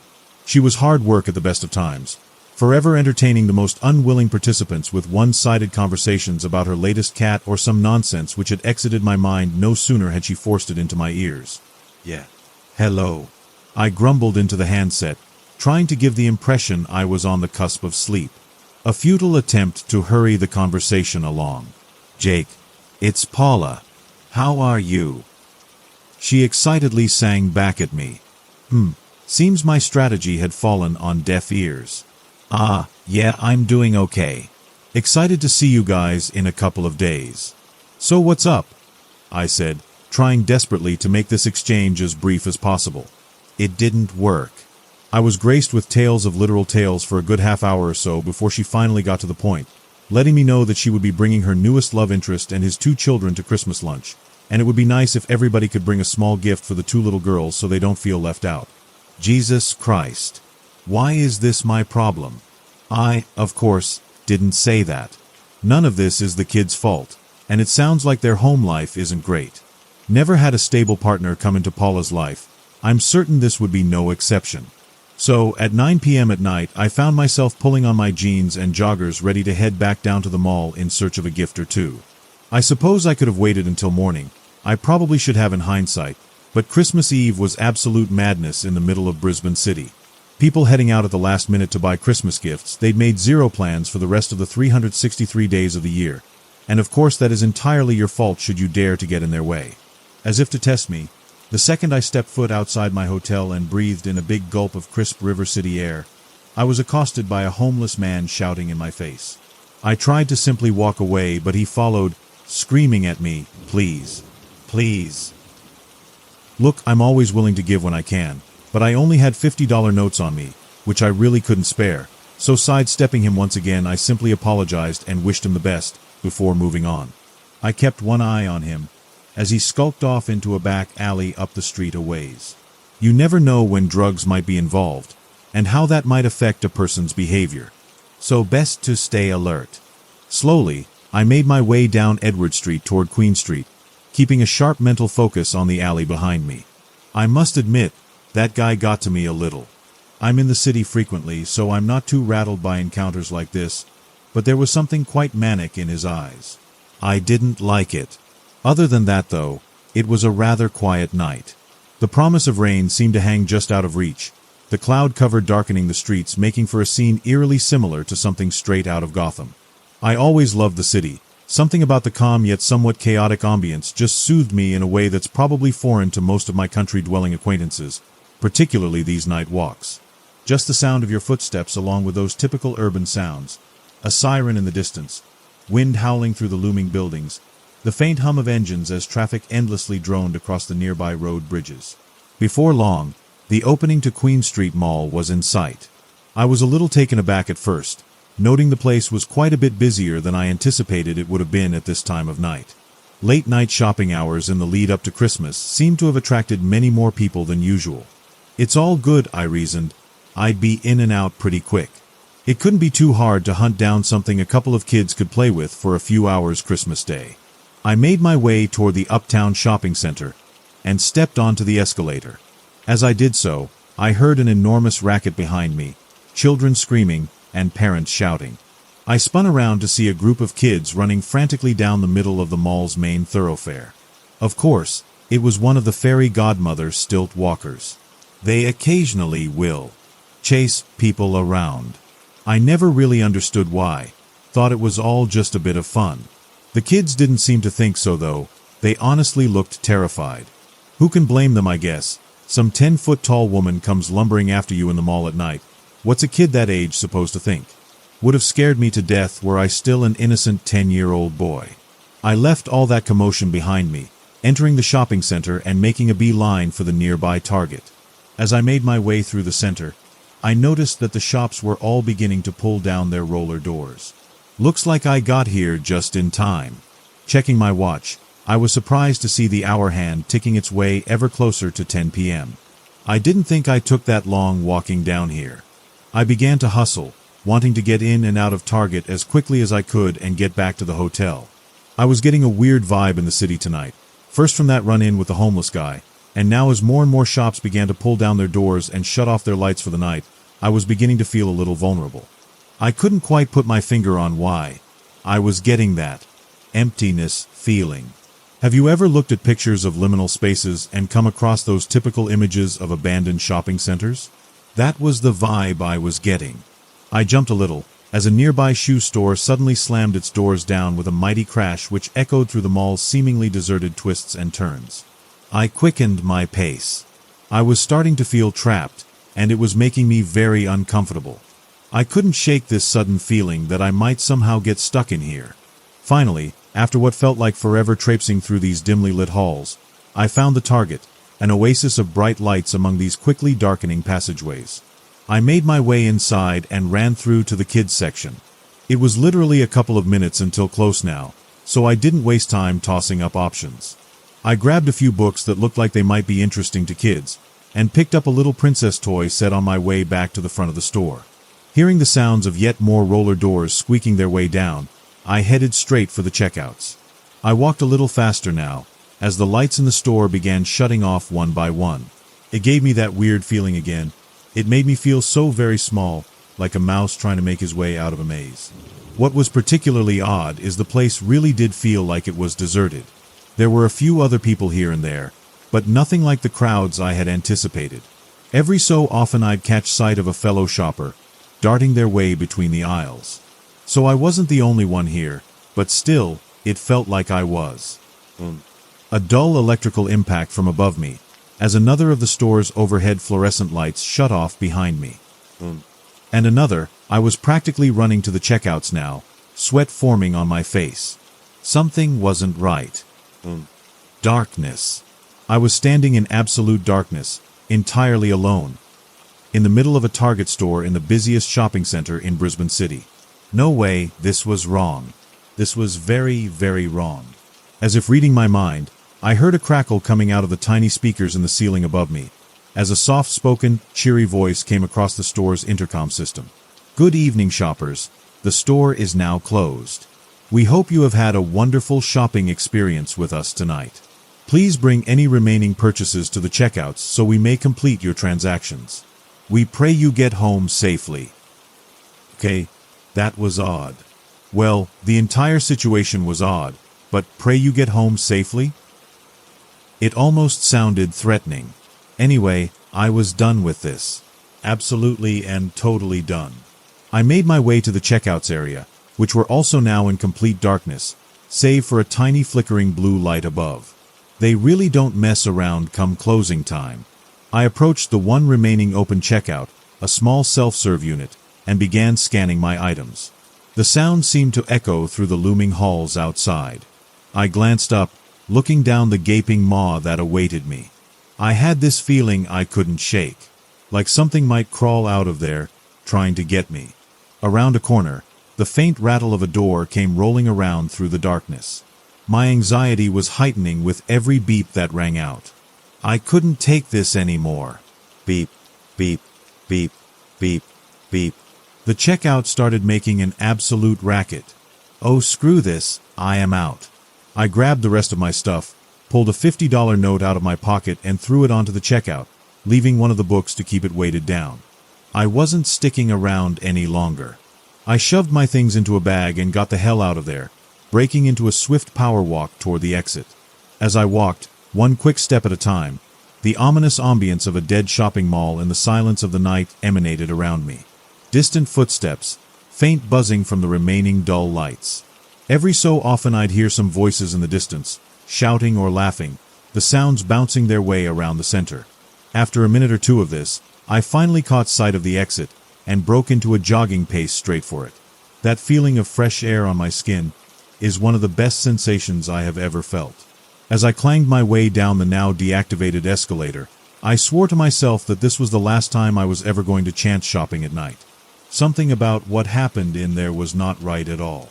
Beyond just being creeped out about being stuck in the center alone, it felt like something more, something I couldn't place, but it touched on a primal part of my brain. Anyway, I was out, and all was fine. I slowly strolled my way down the now devoid of life Queen Street Mall. It's like a fever dream in the early mornings or late hours, a stark contrast to what is usually a bustling tourist hotspot. As I walked, I noted the sounds and the smells around me, no longer surrounded by the crushing emptiness of that damned shopping center, but instead the peaceful ambience of the night. I noted the calls of the many nocturnal animals that lived in the city's parklands, the breeze whistling through the streets and alleyways, which felt nice on an otherwise warm summer's night, and the soft lapping of the Brisbane River, a sound which could be heard blocks away when the city was quiet enough. It was perhaps because of this calming atmosphere that I was not alarmed at first, when I looked up ahead and noticed that a few of the mall's Christmas performers were still out and about. They were merely silhouettes at my distance from them, but I could make out a group of kids, and 2 or 3 of the stilt walkers still up and about doing their routines. It gave me a chuckle at first. They were very committed to their bit. However, it was when one of the stilt walkers broke away from the group, lumbering away from the others in a wide turning circle, before walking down towards me, that I decided to take an alternative route. I get it's fun for kids, or parents shopping with their children, but the whole chasing thing was not something I wanted to be dealing with at 10:30 p.m. at night. The stilt walker continued her slow approach in my direction, as I made a swift left turn down an open laneway. I just wanted to get back to the hotel already. This night had been so weird. Shuffle, shuffle, shuffle. The footsteps of the stilt walker continued behind me, as I heard her slapping her way past the small opening of the laneway and disappearing beyond. I was nearing the opening to Elizabeth Street when I heard it again. From the other side this time. What the hell was she doing? And why? This joke was going too far. I doubled back, making my way back toward the mall. As I passed by a little ramen joint about halfway through the laneway, I noticed the owner was still there. He was just standing there, staring out at me from behind the closed shutter. There was a look in his eyes, similar to that homeless man I had encountered earlier in the night, almost manic, yet a hint of concern. As soon as I caught his eyes, he turned away, disappearing into the back room. I don't know what it was, but that small exchange got my heart racing, and I began walking much faster toward the opening back to the mall. I was nearing the exit, ready to emerge and literally run back to my hotel when, again, another one. Yes, more than one now. One behind me, and one right in front of me. I turned back again. I know, it's just a stilt walker, you might say. I should have just run past her and gotten out of there if I was scared. But that's the thing, I was scared. I didn't even know why at the time. I just didn't want to go out there with that thing. I made my way back through the laneway for a third time, stopping midway and pushing on a little white doorway, hoping it would take me elsewhere. Anywhere. In the laneway now, coming down toward me. I pushed the door open and shoved my way inside, not caring exactly where this would lead. As I entered into what I now saw was a narrow stairwell, I caught a glimpse in my peripheral of the stilt walker wobbling from side to side as she made her way slowly toward me. Why can't they just stop? I thought to myself. I slammed the door and began climbing up the stairwell, no idea where I was headed, but just happy that it was away from those things. A different sound now, equally as unsettling though. I made my way to the top of the stairs and opened another door, one that led into a small office-style room. The truth is I was equally nervous about whose space I might be trespassing upon, but in the moment it just felt like the lesser of two dangers. Feeling my way around the room in the darkness, carefully ensuring I didn't trip over anything, I made my way to the far wall and took a peek out the small glass window. I cracked it open a little and poked my head out just enough to get a good look up and down Elizabeth Street. Nothing.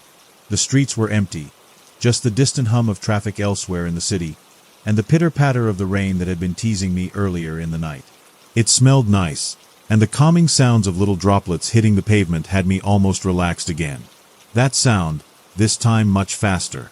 I pulled away from the window and I squeezed myself into a corner of the room, wedged between the side of a locker and the concrete wall it stood by. I planned to wait it out. Honestly, even if I had to wait all night, I didn't care.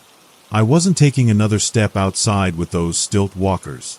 They were acting crazy now, and I had no idea why. It had gone far beyond a joke. So, I waited there, in the stillness of the night.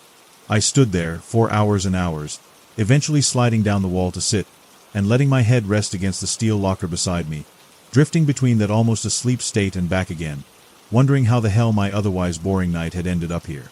It must have been the early hours of the morning when I was pulled from my sleepy state. It took me a while to figure out what had disrupted me, and why I felt so uneasy when I awoke fully. It's a strange thing, the human mind. When confronted by fear, it will often try anything to reason the situation, or distract itself. The first thing I completely took notice of was the sounds. The rain still gently fell outside, and I noted the drops trickling down the windows, pooling into little puddles at the base. I registered the sound of the wind picking up in strength as it blew back and forth down the dark and wet city streets. I suppose it wasn't until I dropped the bag containing the little princess playset I was holding onto, and the sound of the many components clattering across the floor startled me into consciousness, that I snapped into full awareness of my surroundings. It was staring right at me. Just me and it, in this little room. Not 2 meters between each other's faces. It was hunched, its back bent over, clearly visible even in the darkness outside. Its stretched neck was sliding partway in through the glass window I had opened earlier, to the point that its head was now partly inside with me. These were not stilt walkers. Here I sat, at least 3 stories up, in total silence, as this thing silently stared at me, its neck swaying back and forth in the wind outside, causing subtle squeaking sounds on the glass. I tried to close my eyes, but I could not keep them closed.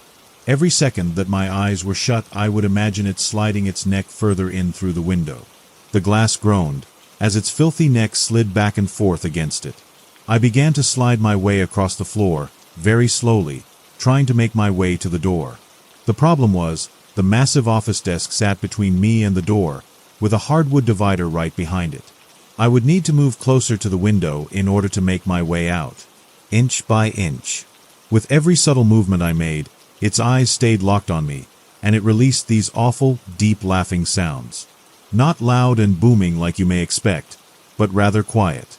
Almost like a child's laughter, if you recorded it and pitched it down a few semitones. With every slide toward the door, I came a little closer to the window, closer to it. Its neck would spasm as I inched closer, like it was trying to reach its face just a little bit nearer to me. At this point, I felt like bursting into tears. I was midway across the room now, in front of that huge office desk, and our faces were mere inches apart. The glass squeaked louder now, as its neck slid back and forth against the thin barrier between us. With every brush, the glass began to groan a little more, threatening to crack. I was less than half a meter away from the doorway, when the first visible cracks started to appear in the glass window, as its neck shook and vibrated. The rain continued to fall outside, and the wind continued to howl. The world, so peaceful, in a terrifying contrast to what was happening in front of me. It laughed again, an almost silent little chuckle, as it snapped its head backwards, realizing that the glass was giving out. My hand reached the doorknob and turned it open just as the glass broke away, a stray shard piercing into that twisted neck with an audible squish. Just as I opened the door and slipped through, slamming it shut behind me, I heard this thing begin to cry, almost as though it was sobbing and laughing simultaneously. Again, childlike in nature, but deep and guttural. As I made my way down the stairs quickly, but being careful not to make more noise than I had to, I heard a strange brushing sound against the door behind me, like scratching, but damp and wet. I shuddered, as I imagined a tongue stretching out from that awful mouth. This time, I did not hesitate. Emerging from that alleyway, I ran out into the dark, rainy streets. There was no relief in my flight. With every step, the image of something massive following close behind me was present in my mind. I was acutely aware that at any moment an all too large hand may clasp around me, raising me to my demise.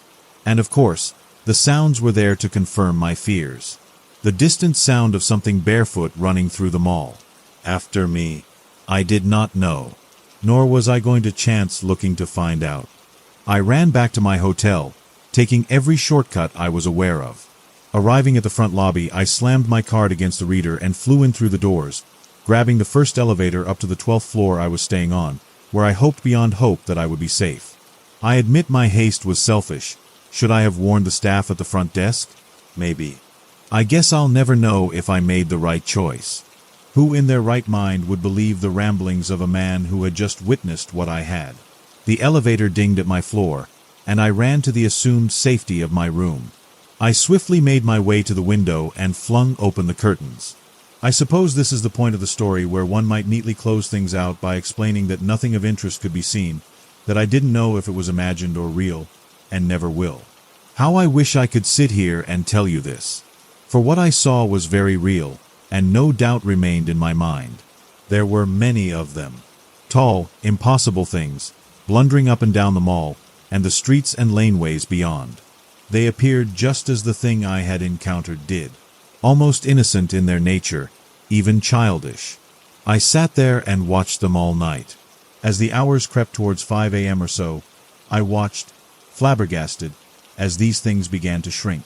What had been giants, suddenly were a fraction of their size, yet still quite tall. Maybe 10 feet if I had to guess. It fell into place then. The stilt walkers. Performers they were not. Or they were, that's what they were masquerading as.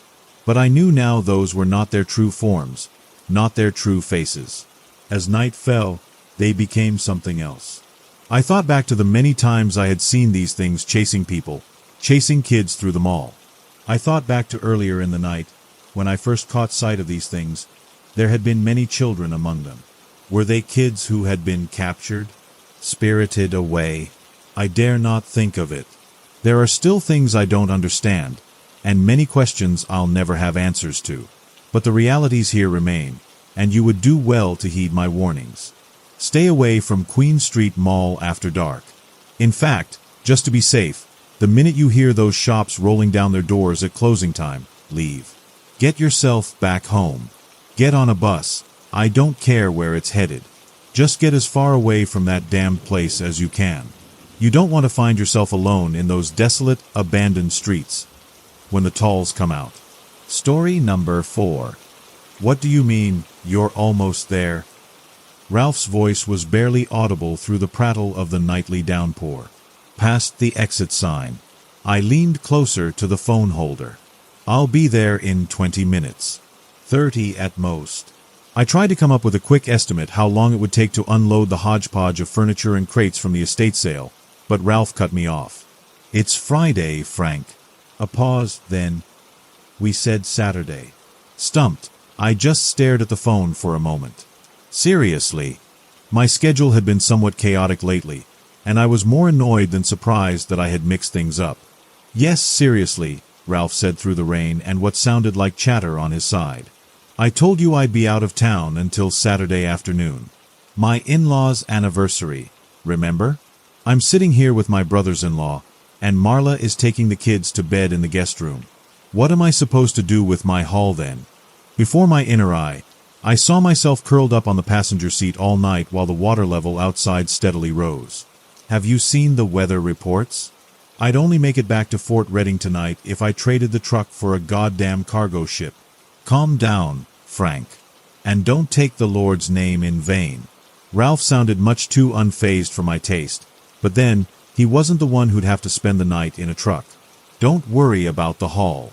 We'll unload together tomorrow. There's a spare key wedged behind the sign by the delivery entrance. It's not ideal, but there are plenty of sofas in the warehouse. And you'll have the coffee machine in my office. There should be some dash, he broke off. Then it sounded like he covered the phone while talking to whoever had interrupted him. I have to go. The kids won't stay in bed. We'll talk tomorrow. I'll be there around noon. It took me almost an hour to get to the warehouse, thanks to my usual shortcut being flooded. But what did it matter? Had the damn storm not surprised me, I'd already have been on my way home by the time I poked around behind the sign with a pencil to unwedge the key.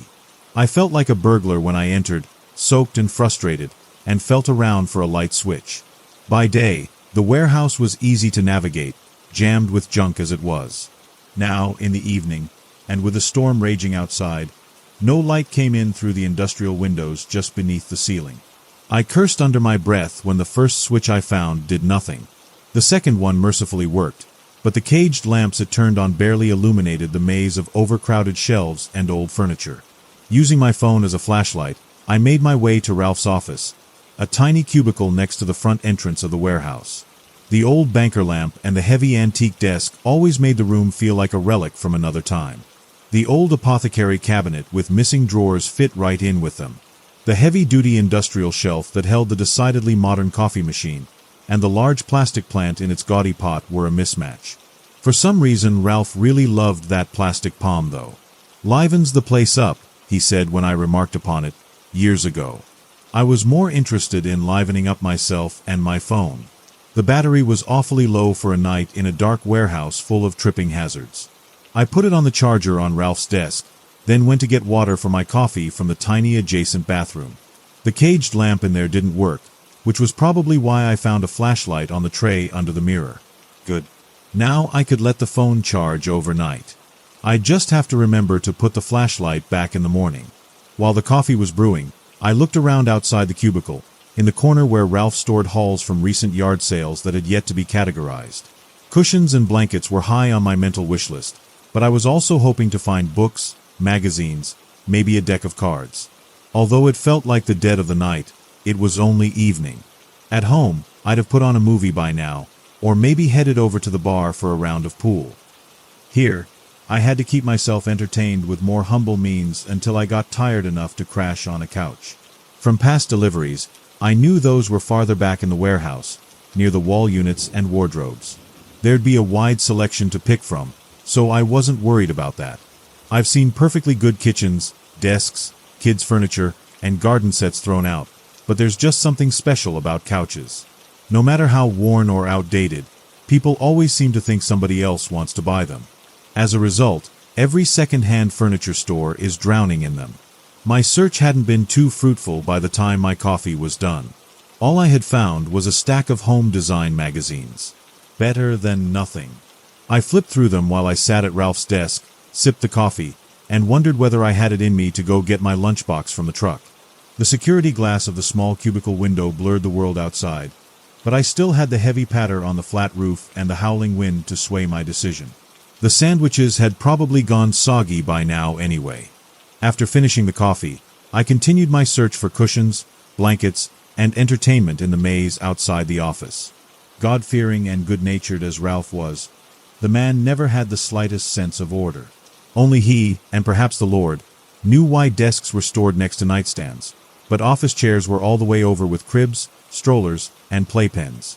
There was no guarantee that he kept living room accessories anywhere near living room furniture, but I had to start somewhere. Since I had seen coffee tables across from the entrance, I decided to try my luck there. I was only mildly surprised to find the shelves filled with kitchen appliances instead. Toasters, blenders, waffle irons, rice cookers, and all sorts of novelty items no self-respecting cook had ever used.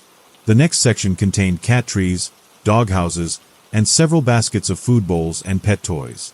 I made a mental note that there were some dog beds that looked rather comfy. Should I really come up empty on cushions? Venturing deeper into Ralph's cabinet of curiosities, I slowly began to grasp the full extent of his arbitrary inventory system. When I delivered my hauls from estate sales and storage auctions, I usually had a random mishmash of items myself. It never struck me as odd when we carried things to different sections all across the warehouse. However, I had never tried to find something specific in this world of clutter. The longer I looked around, the more I came to believe that it was straight up impossible. I found everything except what I was looking for. An entire shelf of gaudy cuckoo clocks. A birdhouse made to look like a tiny church that would probably be the showstopper at Ralph's next charity auction. Several boxes of assorted car magazines from the 80s. An antique sewing machine that might actually be worth something to collectors. An almost man-height cross with a much too detailed statue of Jesus. When a flash of lightning illuminated the warehouse, and his pallid wooden visage, it looked like the damn thing was weeping for a split second. Startled by that and the rolling thunder, I retreated to a different aisle.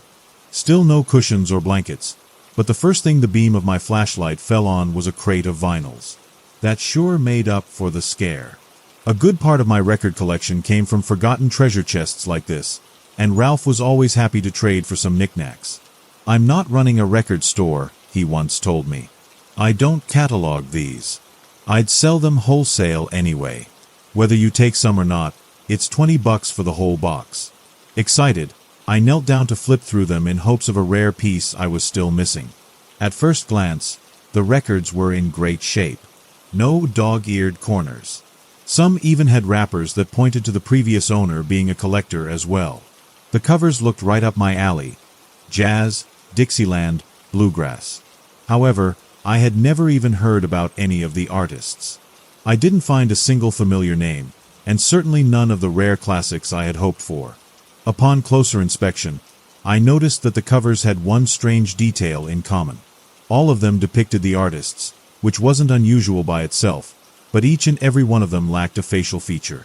Some didn't have eyes, others no ears or noses. One even showed a man playing a trumpet, but the instrument's mouthpiece pointed toward a smooth piece of skin instead of a mouth. Must have been some obscure fad, I thought as I got up, somewhat disappointed, although not too surprised. After all, one had to dig through a lot of coarse gravel to find any gems. The next aisle was blocked off by a stack of what I assumed were desks for kids. At least they seemed too small for adults, and some had stickers plastered all over them. I carefully made my way around the obstacle since I had a vague memory of Ralph storing bedspreads somewhere around here. The passage between the desks and the heavy industrial shelves was narrower than expected. I had to lift my arms to squeeze through, which made the murky beam of my flashlight go straight up for a moment. I had to do a double take at what I saw. The desks were stacked impractically high, almost up to the ceiling, like a Jenga tower. How had Ralph even accomplished that? And why? There was plenty of space in the aisle. The rose-colored desk right in front of me was also assembled the wrong way. The hutch faced the back, and the drawers were upside down. Still in disbelief, I let my flashlight beam wander up the tower again for a closer look. Several of the desks had obvious flaws in their construction from what I could tell. Maybe Ralph had stacked them like that because he couldn't sell them in this state anyway. There were no bedspreads in this aisle. Where I had hoped they'd be, I found an array of the weirdest oil paintings I have ever seen. Huge, ornate frames made of wood so dark that it looked like carved charcoal. I'm far from an expert, but they struck me as genuine antiques. Something just felt ancient and profound about them, although I couldn't even tell what they depicted. Primordial landscapes. Maybe. Alien planets. It was probably just the erratic light of my flashlight, but a few times I thought I saw movement on a canvas. As if something was alive in the oil and sneaking from frame to frame, just to stay perfectly still when I fixed my eyes on its hideout. It had to be some kind of optical illusion. Since it also gave me a bit of a headache, I abandoned the paintings and continued my search. The deeper I delved into the warehouse, the more I wondered who the hell would ever buy this junk. It had been a while since I had come across anything that looked useful or even usable. If I hadn't known that the only alcohol that ever touched Ralph's lips was mass wine, I'd have assumed he bought this stuff in a drunken state. Incorrectly assembled furniture, heaps of unidentifiable clutter that looked like spare parts, but I couldn't say for what. I'd go as far as saying that most of it served no apparent purpose, not even a decorative one. The aisles were filled with contraptions that looked like somebody who had never seen furniture before tried to build some from scratch. The works of an especially gifted chimp or a caveman, somebody with no concept of form or function. My mind tried to come up with something, anything, these objects could be used for, but to no avail. Who in the world needed an end table that was just a slanted round plate with two legs? Without the support of the shelf it leaned against, it couldn't even stand upright. Or the thing that resembled a wardrobe in size and shape, but had only a single drawer on the top left side instead of doors. How about a novelty bar stool? Easily twice my height, but where the seat would normally have been, there was a laundry basket. A laundry basket that opened sideways. None of these items made sense, and my question shifted from, who the hell would buy this? To who the hell makes these things in the first place?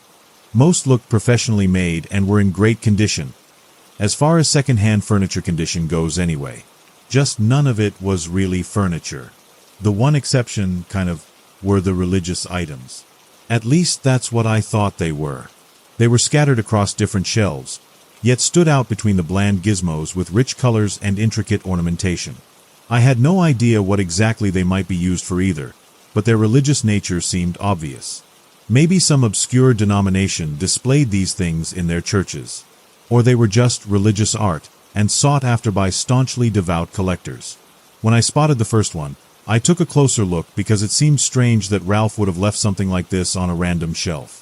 It was a round polished gemstone, almost like a fortune teller's crystal ball, encased in a web-like metal fixture on a weirdly iridescent black stone slab. There was writing engraved in both the metal and the stone, but I couldn't even make a guess what script it might be. Something about it made me uncomfortable though. It felt as if being close to it was sacrilegious somehow, so I quickly put it back. When I moved on, I kept a distance whenever I spotted a similar item. By the time I decided to make my way to the sofas, I hadn't seen anything I could identify with certainty for a while. Chairs with another set of 4 legs protruding from the backrest. Random arrangements of drawers without any casing. Doghouses with 3 gabled roofs stacked on top and way too many holders for bowls, but no opening. The list of absurd contraptions went on and on. To be frank, it was quite unsettling to wander around in what felt like an alien art installation. I had long given up on blankets and cushions, but I slowly began to worry if I'd ever find a sofa to crash on. In the past, I had delivered plenty of sofas to Ralph and helped him carry them in. I was pretty sure I knew where they were stored, but nothing on my way there looked familiar. I should have passed through the appliances section already. Fridges, tumblers, washing machines. Bulky, typically white, hard to overlook even in the dark. Yet I hadn't seen any of it. Maybe it was the eerie atmosphere, but I got the sneaking suspicion that the warehouse was much larger than I had thought. It certainly felt like I should have been able to see the far end, but when I pointed my flashlight forward, there was no wall, only murky darkness. I can't describe the relief I felt when I finally spotted a sofa a short distance ahead. Between the tall shelves, the junction almost looked like a clearing. A reprieve of relative familiarity in a forest of uncanny absurdities. The sofa wasn't quite right. The legs were askew, raising the left side higher than the right one. But it was close enough to a normal, functional piece of furniture. It had seen better days for sure. The pale blue upholstery was worn out and faded, the once golden threads of the damask pattern stuck up like weeds in some spots. When I sat down, the antique springs creaked and groaned, and I knew it wouldn't be a comfortable night by any means. The cushions were stiff and had little give, as is the case with so many old sofas. Still, it was better than the alternative. venturing farther into the thicket of useless junk on the off chance that the sofa section was still somewhere in the back. So I made myself comfortable, as much as one could on that creaky old thing. With the steady rhythm of the rain on the roof, I had lost all sense of time. I figured I must have wandered around for much longer than seemed possible in the warehouse. At least my feet felt as if I had walked for hours when I sat down. Once the weather calmed down, or at least daylight fell through the windows in the morning, those notions would seem silly to me, I assumed. For the moment, I was just glad to have found a spot for the night though. I put my flashlight on the table-like thing in front of the sofa, intending to stretch out and try to get some sleep. However, in doing so, I pointed the light cone at something I hadn't noticed before, a tape player. Nothing ambiguous or weirdly misshapen about it, just old and bulky like electronics in the 80s used to be. To this day, I'm not sure why I pressed the play button that night. Maybe I didn't have a reason beyond, well, that's just what one does with tape players. I just know that I immediately regretted it. Decades old and covered in dust, nothing about the tape player looked like it might still be functional, but it was. As soon as the reels began to move under the plastic cover, the speaker unleashed the most unsettling cacophony I have ever heard. A scrunching, as if TV static was made of coarse sand, mixed with screeching and growling that seemed to come from above. Something that sounded like the flapping of 1,000 leathery wings in the storm outside. Distant voices whispering in a strange language. It barely sounded like anything human mouths could produce. Guttural, gargling, yet with the cadence of a conversation. And it just wouldn't stop. No, the maddening noise grew louder and louder as I frantically pressed the tape player's buttons. The whispers swelled, became chants and shrill screams, and one voice cut through it all in a tone that made me think of a general barking orders to his soldiers. The flapping and rushing sounded closer, and I even thought to hear footsteps between the shelves. Lots of them, marching in step. Hell, it felt like the concrete floor vibrated under the boots of an otherworldly army as it headed toward my position from the darkest depths of the night. In my panic, I tried every button, again and again, to no avail. I turned the player upside down, initially to tear out the power cord, but found only a crusty battery compartment on the underside. Although the apparent leak made it unlikely that the batteries still powered the player, I pried the compartment open and reamed the rusty remains out of it. And yet the agonizing noise wouldn't stop. The gargled voices wouldn't shut up, the stomping steps drew ever closer. And the goddamn, forsaken scrunching could as well have been the sound of my sanity crumbling away. Not knowing what to do, I smashed the damn tape player onto the floor and stomped on it. The cursed noise kept coming, undeterred. As a last resort, I kicked the damaged player as hard as I could. I heard it crash against a shelf or a wall, but again, to no avail. The cacophony of terror continued. I couldn't see the player, or what was left of it, anymore, but that was the least of my worries. Even if I retrieved the remains, what could I possibly do to it that I hadn't tried? No, I had to get away from the source of the sounds. Away from whatever was coming for me from the darkness. As absurd as it may sound, I was sure the fabric of reality was corroding somewhere in the darkness between the shelves. That a portal or breach to another, more sinister dimension had opened and allowed some unholy force to pour into the world.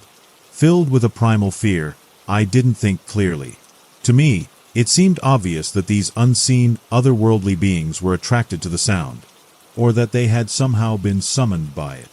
If I couldn't make it stop, I had to get as far from it as possible if I wanted to get out alive. And so I turned around and staggered away from the dreadful sounds, laser-focused on putting as much distance between the player and me. When I woke up, I was confused and had no idea where I was. It took me a moment to recognize Ralph's warehouse. Nothing seemed out of the ordinary when I sat up and looked around. I was in the sofa section. Daylight came in through the windows, and last night's ambience of wind and rain was gone. I even remembered the sofa I had slept on from a delivery last month. The only oddity was the fact that I found myself clutching a flashlight. Apparently, I hadn't bothered to switch it off since the batteries were completely drained. It jogged my memory in its dead state, though. The bizarre gizmos, the sky-high towers of stacked whatevers, the nagging feeling that I had gotten lost between the shelves, the bizarre nightmare. It had been a while since my mind had cooked up something this strange, but in my drowsy state, I figured the droll accommodations were to blame. It's not like I frequently slept in warehouses or storage units, or anywhere other than my bed, for that matter. A good cup of coffee. That's what I really needed after this uncanny dream. And luckily I remembered there was still some left in Ralph's office from last night. I got up and made my way through the sofas, thinking I should probably give him a call to check when he'd be here as well. After my ordeal on the stormy road, followed by the most horrifying nightmare of my life, I just wanted to get over with this delivery and go home. Just before I reached the main aisle, I caught sight of something that stopped me dead in my tracks. A bulky, antique sofa in faded blue and gold. The exact same sofa I had seen in my dream. And in front of it stood a coffee table, not strange or unusual in itself, but the old tape player on it made me shudder. It was the same accursed thing I had seen, and smashed to pieces, in my dream. Everything in me recoiled at the memory of what it had unleashed. Had it really been a dream? I appraisingly surveyed my surroundings. Along the wall to my left, I saw fridges, washing machines, dryers, and other large appliances. Not one of them made me wonder about its function. To my right, there were desks, planter tables, and large watering cans. That sure looked like Ralph's doing, but one of the desks gave me pause. When I went closer, I recognized it as the wrongly assembled kid's desk from last night. The hutch was indeed facing the wrong way, but it wasn't fixed to the surface either. Looking around, I realized that none of the hutches were. Some were stored under the desks. Ralph had probably not screwed them on to make transport easier for customers with smaller cars. Still, seeing another item from my dream made me queasy. It had to be a bizarre coincidence, right? My sleepy brain had just spun some crazy yarn from things I had seen on previous visits. That had to be it. What other logical explanation was there? None I could think of, but that wasn't enough to convince me. Instead of going to the office and calling Ralph, I inspected the nearest aisles, just to make sure none of the strange contraptions were there. To my great relief, I didn't find anything I couldn't identify. Useless plunder, yes, but only useless to me. Antique globes, china sets with more soup tureens than I cared to count, tacky bookends. I was never one for home decor, but I knew somebody, somewhere would probably put this stuff in their home.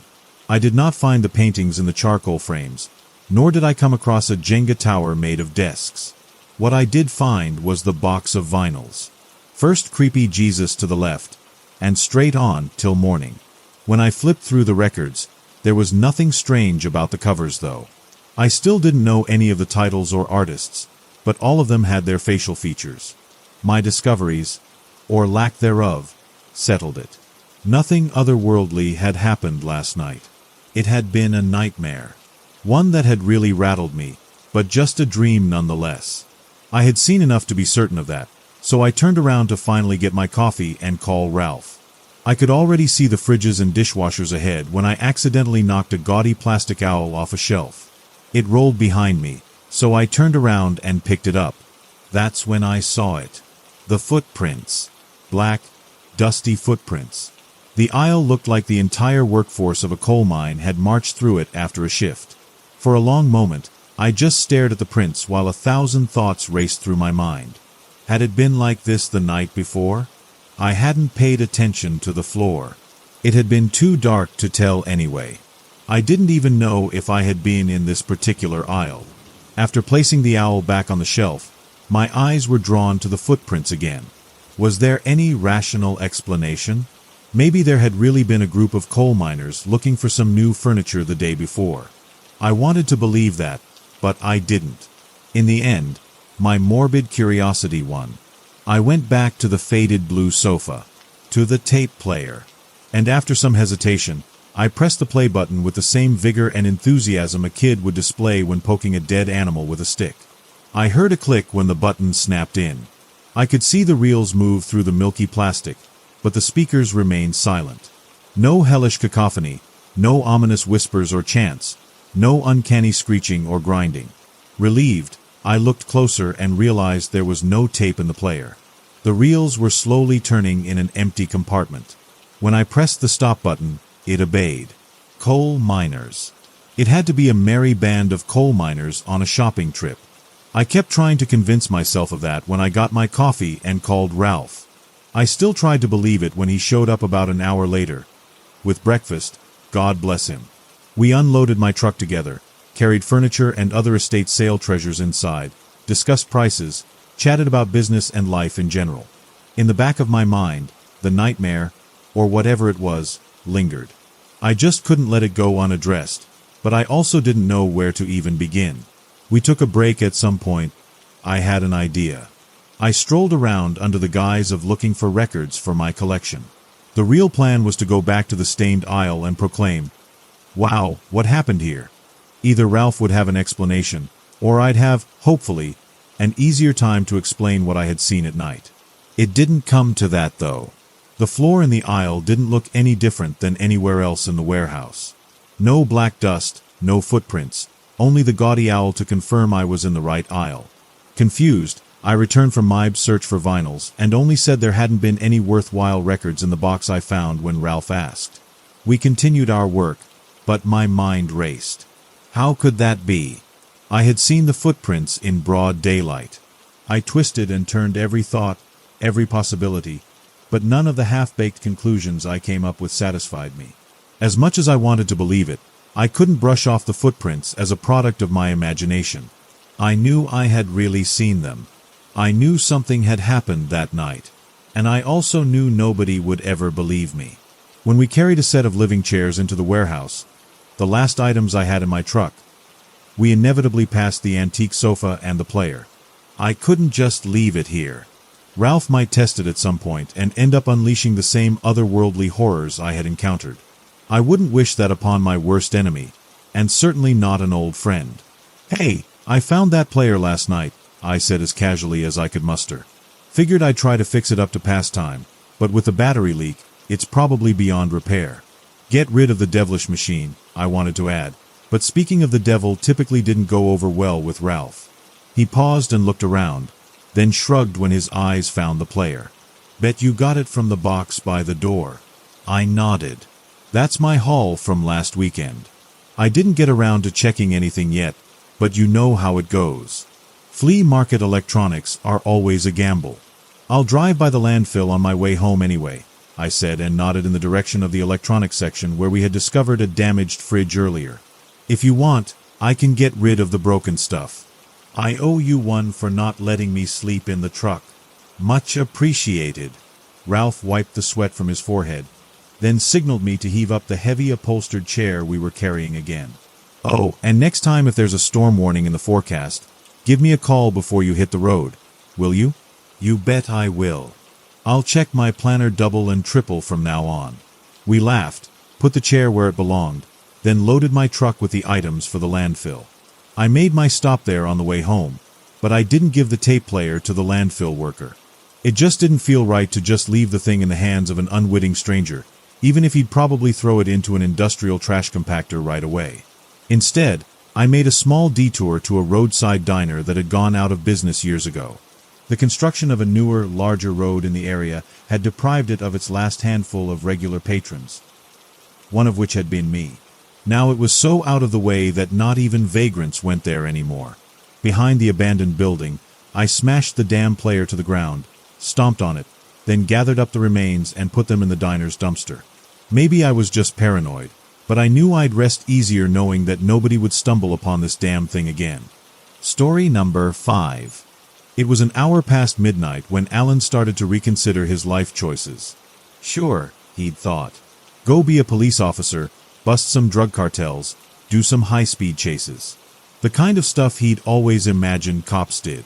Instead, here he was, sitting off the shoulder of some godforsaken highway in the middle of some godforsaken desert. Reality had a way of stamping out one's expectations, and it had thoroughly done that for him. He spent more time filing paperwork and writing tickets than actually driving his car, and even when something interesting did happen, he was always late to the party. He hadn't even fired his gun yet. What kind of cop was he that he'd never even shot his gun? He took another sip of coffee. Dull, black, and unpleasant. He'd never been much of a coffee guy before, but night shift made it a necessity. Other guys used energy drinks or exercise, but Alan knew that he was too lazy for all of that. The bitter drink worked well enough, but even with the slap in the senses it provided, he still could feel the pang of drowsiness taking hold. Wait in this spot with a speed camera and watch for speeders. All night long, every night. Every single long, uneventful night. He might catch a few drunk college kids here and there, and that might lighten up the evening, but beyond that, his only company was the darkness of the lonely countryside. The light of a million long dead stars twinkled above the man, while the ever-present crescent moon lorded over the landscape, painting strange shadows across the desert. Cacti and the odd trees seemed to be the only living things for hundreds of miles, save for the pudgy policeman in his cruiser. Every so often, some subterranean inhabitant of the desert underworld might rise from the sand, usually a lizard or a large spider. Beyond that, Alan felt totally alone. There was a certain solace in that kind of loneliness. Feelings of insignificance, of ponderings and musings of the nature of things echoed in his mind as he reached a hand forwards to the radio. The knob turned on with a quiet click, and soon after the tiny LED screen illuminated with dull orange hues. The smooth tones of guitar and the rattling of drums flooded forth into the small cruiser. A man with a low southern drawl spouted some lyrics about a lost lover or some such. Alan didn't quite pay attention. He really only wanted some sound. Some noise to cut through the overwhelming silence. It was the kind of silence that seemed to drown out everything. There were no crickets, no cawing nocturnal beasts, only this lonely man in his cruiser, on the side of a desert road. A lonely man with just the recorded sounds of some other, likely equally lonely man to provide him company. Another sip of coffee and Alan felt, in a way, content. Sure, it wasn't the worst job in the world. He'd done far worse in his day. It paid the bills, the kids stayed fed, Maureen stayed off his back about the student loans. It wasn't a perfect life, but really, what was?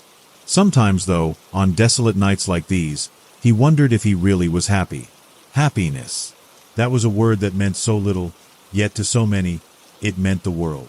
One had to be happy, had to be satisfied in this life, in order to really live. Did they, though?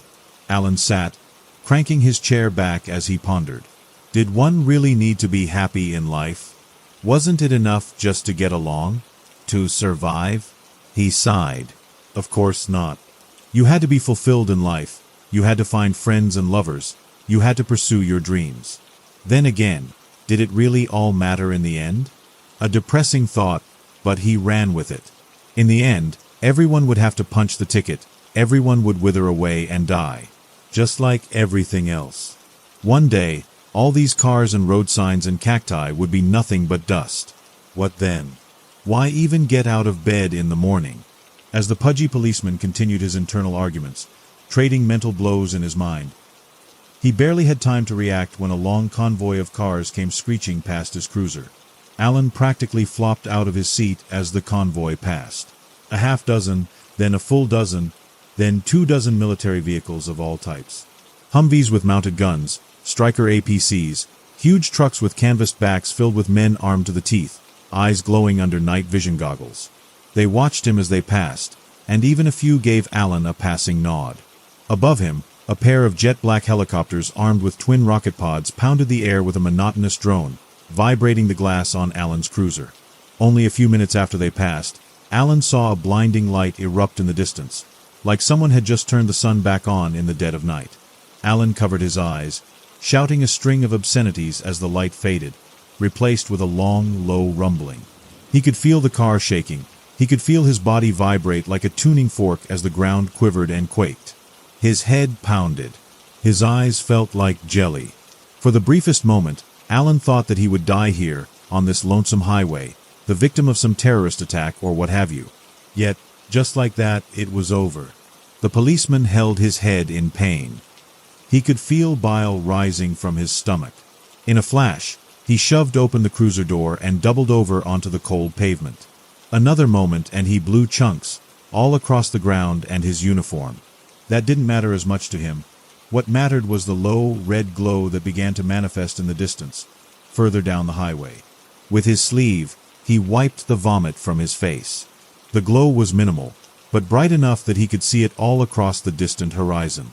A few mountains blocked most of it from view, but it didn't take him long to realize what exactly it was. It was a fire. A massive, enormous fire. His instincts kicked in instantly, and the officer dove into his car, shoved it into drive and sped off down the highway. In his mind, he ran through the possibilities. There weren't many towns in that direction. There weren't even that many people living out here. Just the odd rancher or quiet redneck.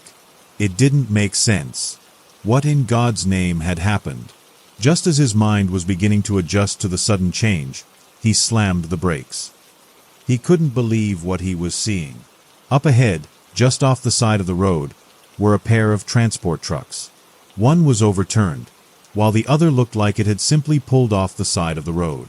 Alan slid the car into park and, clutching his handgun closely, stepped out of the cruiser and back into the cold desert air.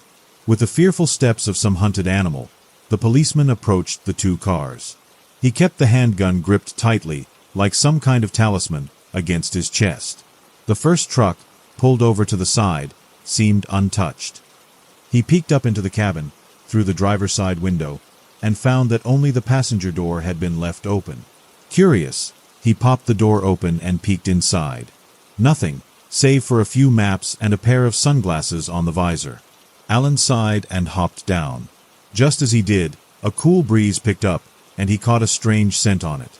The smell of electricity, like dust burning on a light bulb. Alan perked up a bit, and slowly made his way around the side of the truck, only to stop dead in his tracks. There, off to the side of the road, was a soldier. What was left of him, at least. Alan froze. Hands quivering, he slowly stepped forwards, muttering a few swears to himself as he did. He didn't understand. He didn't get it. As he stood over the body, he realized that the smell was coming directly from it. It looked like the man had been microwaved, or baked. His clothes were melted onto his skin. His eyes and hair had disintegrated completely.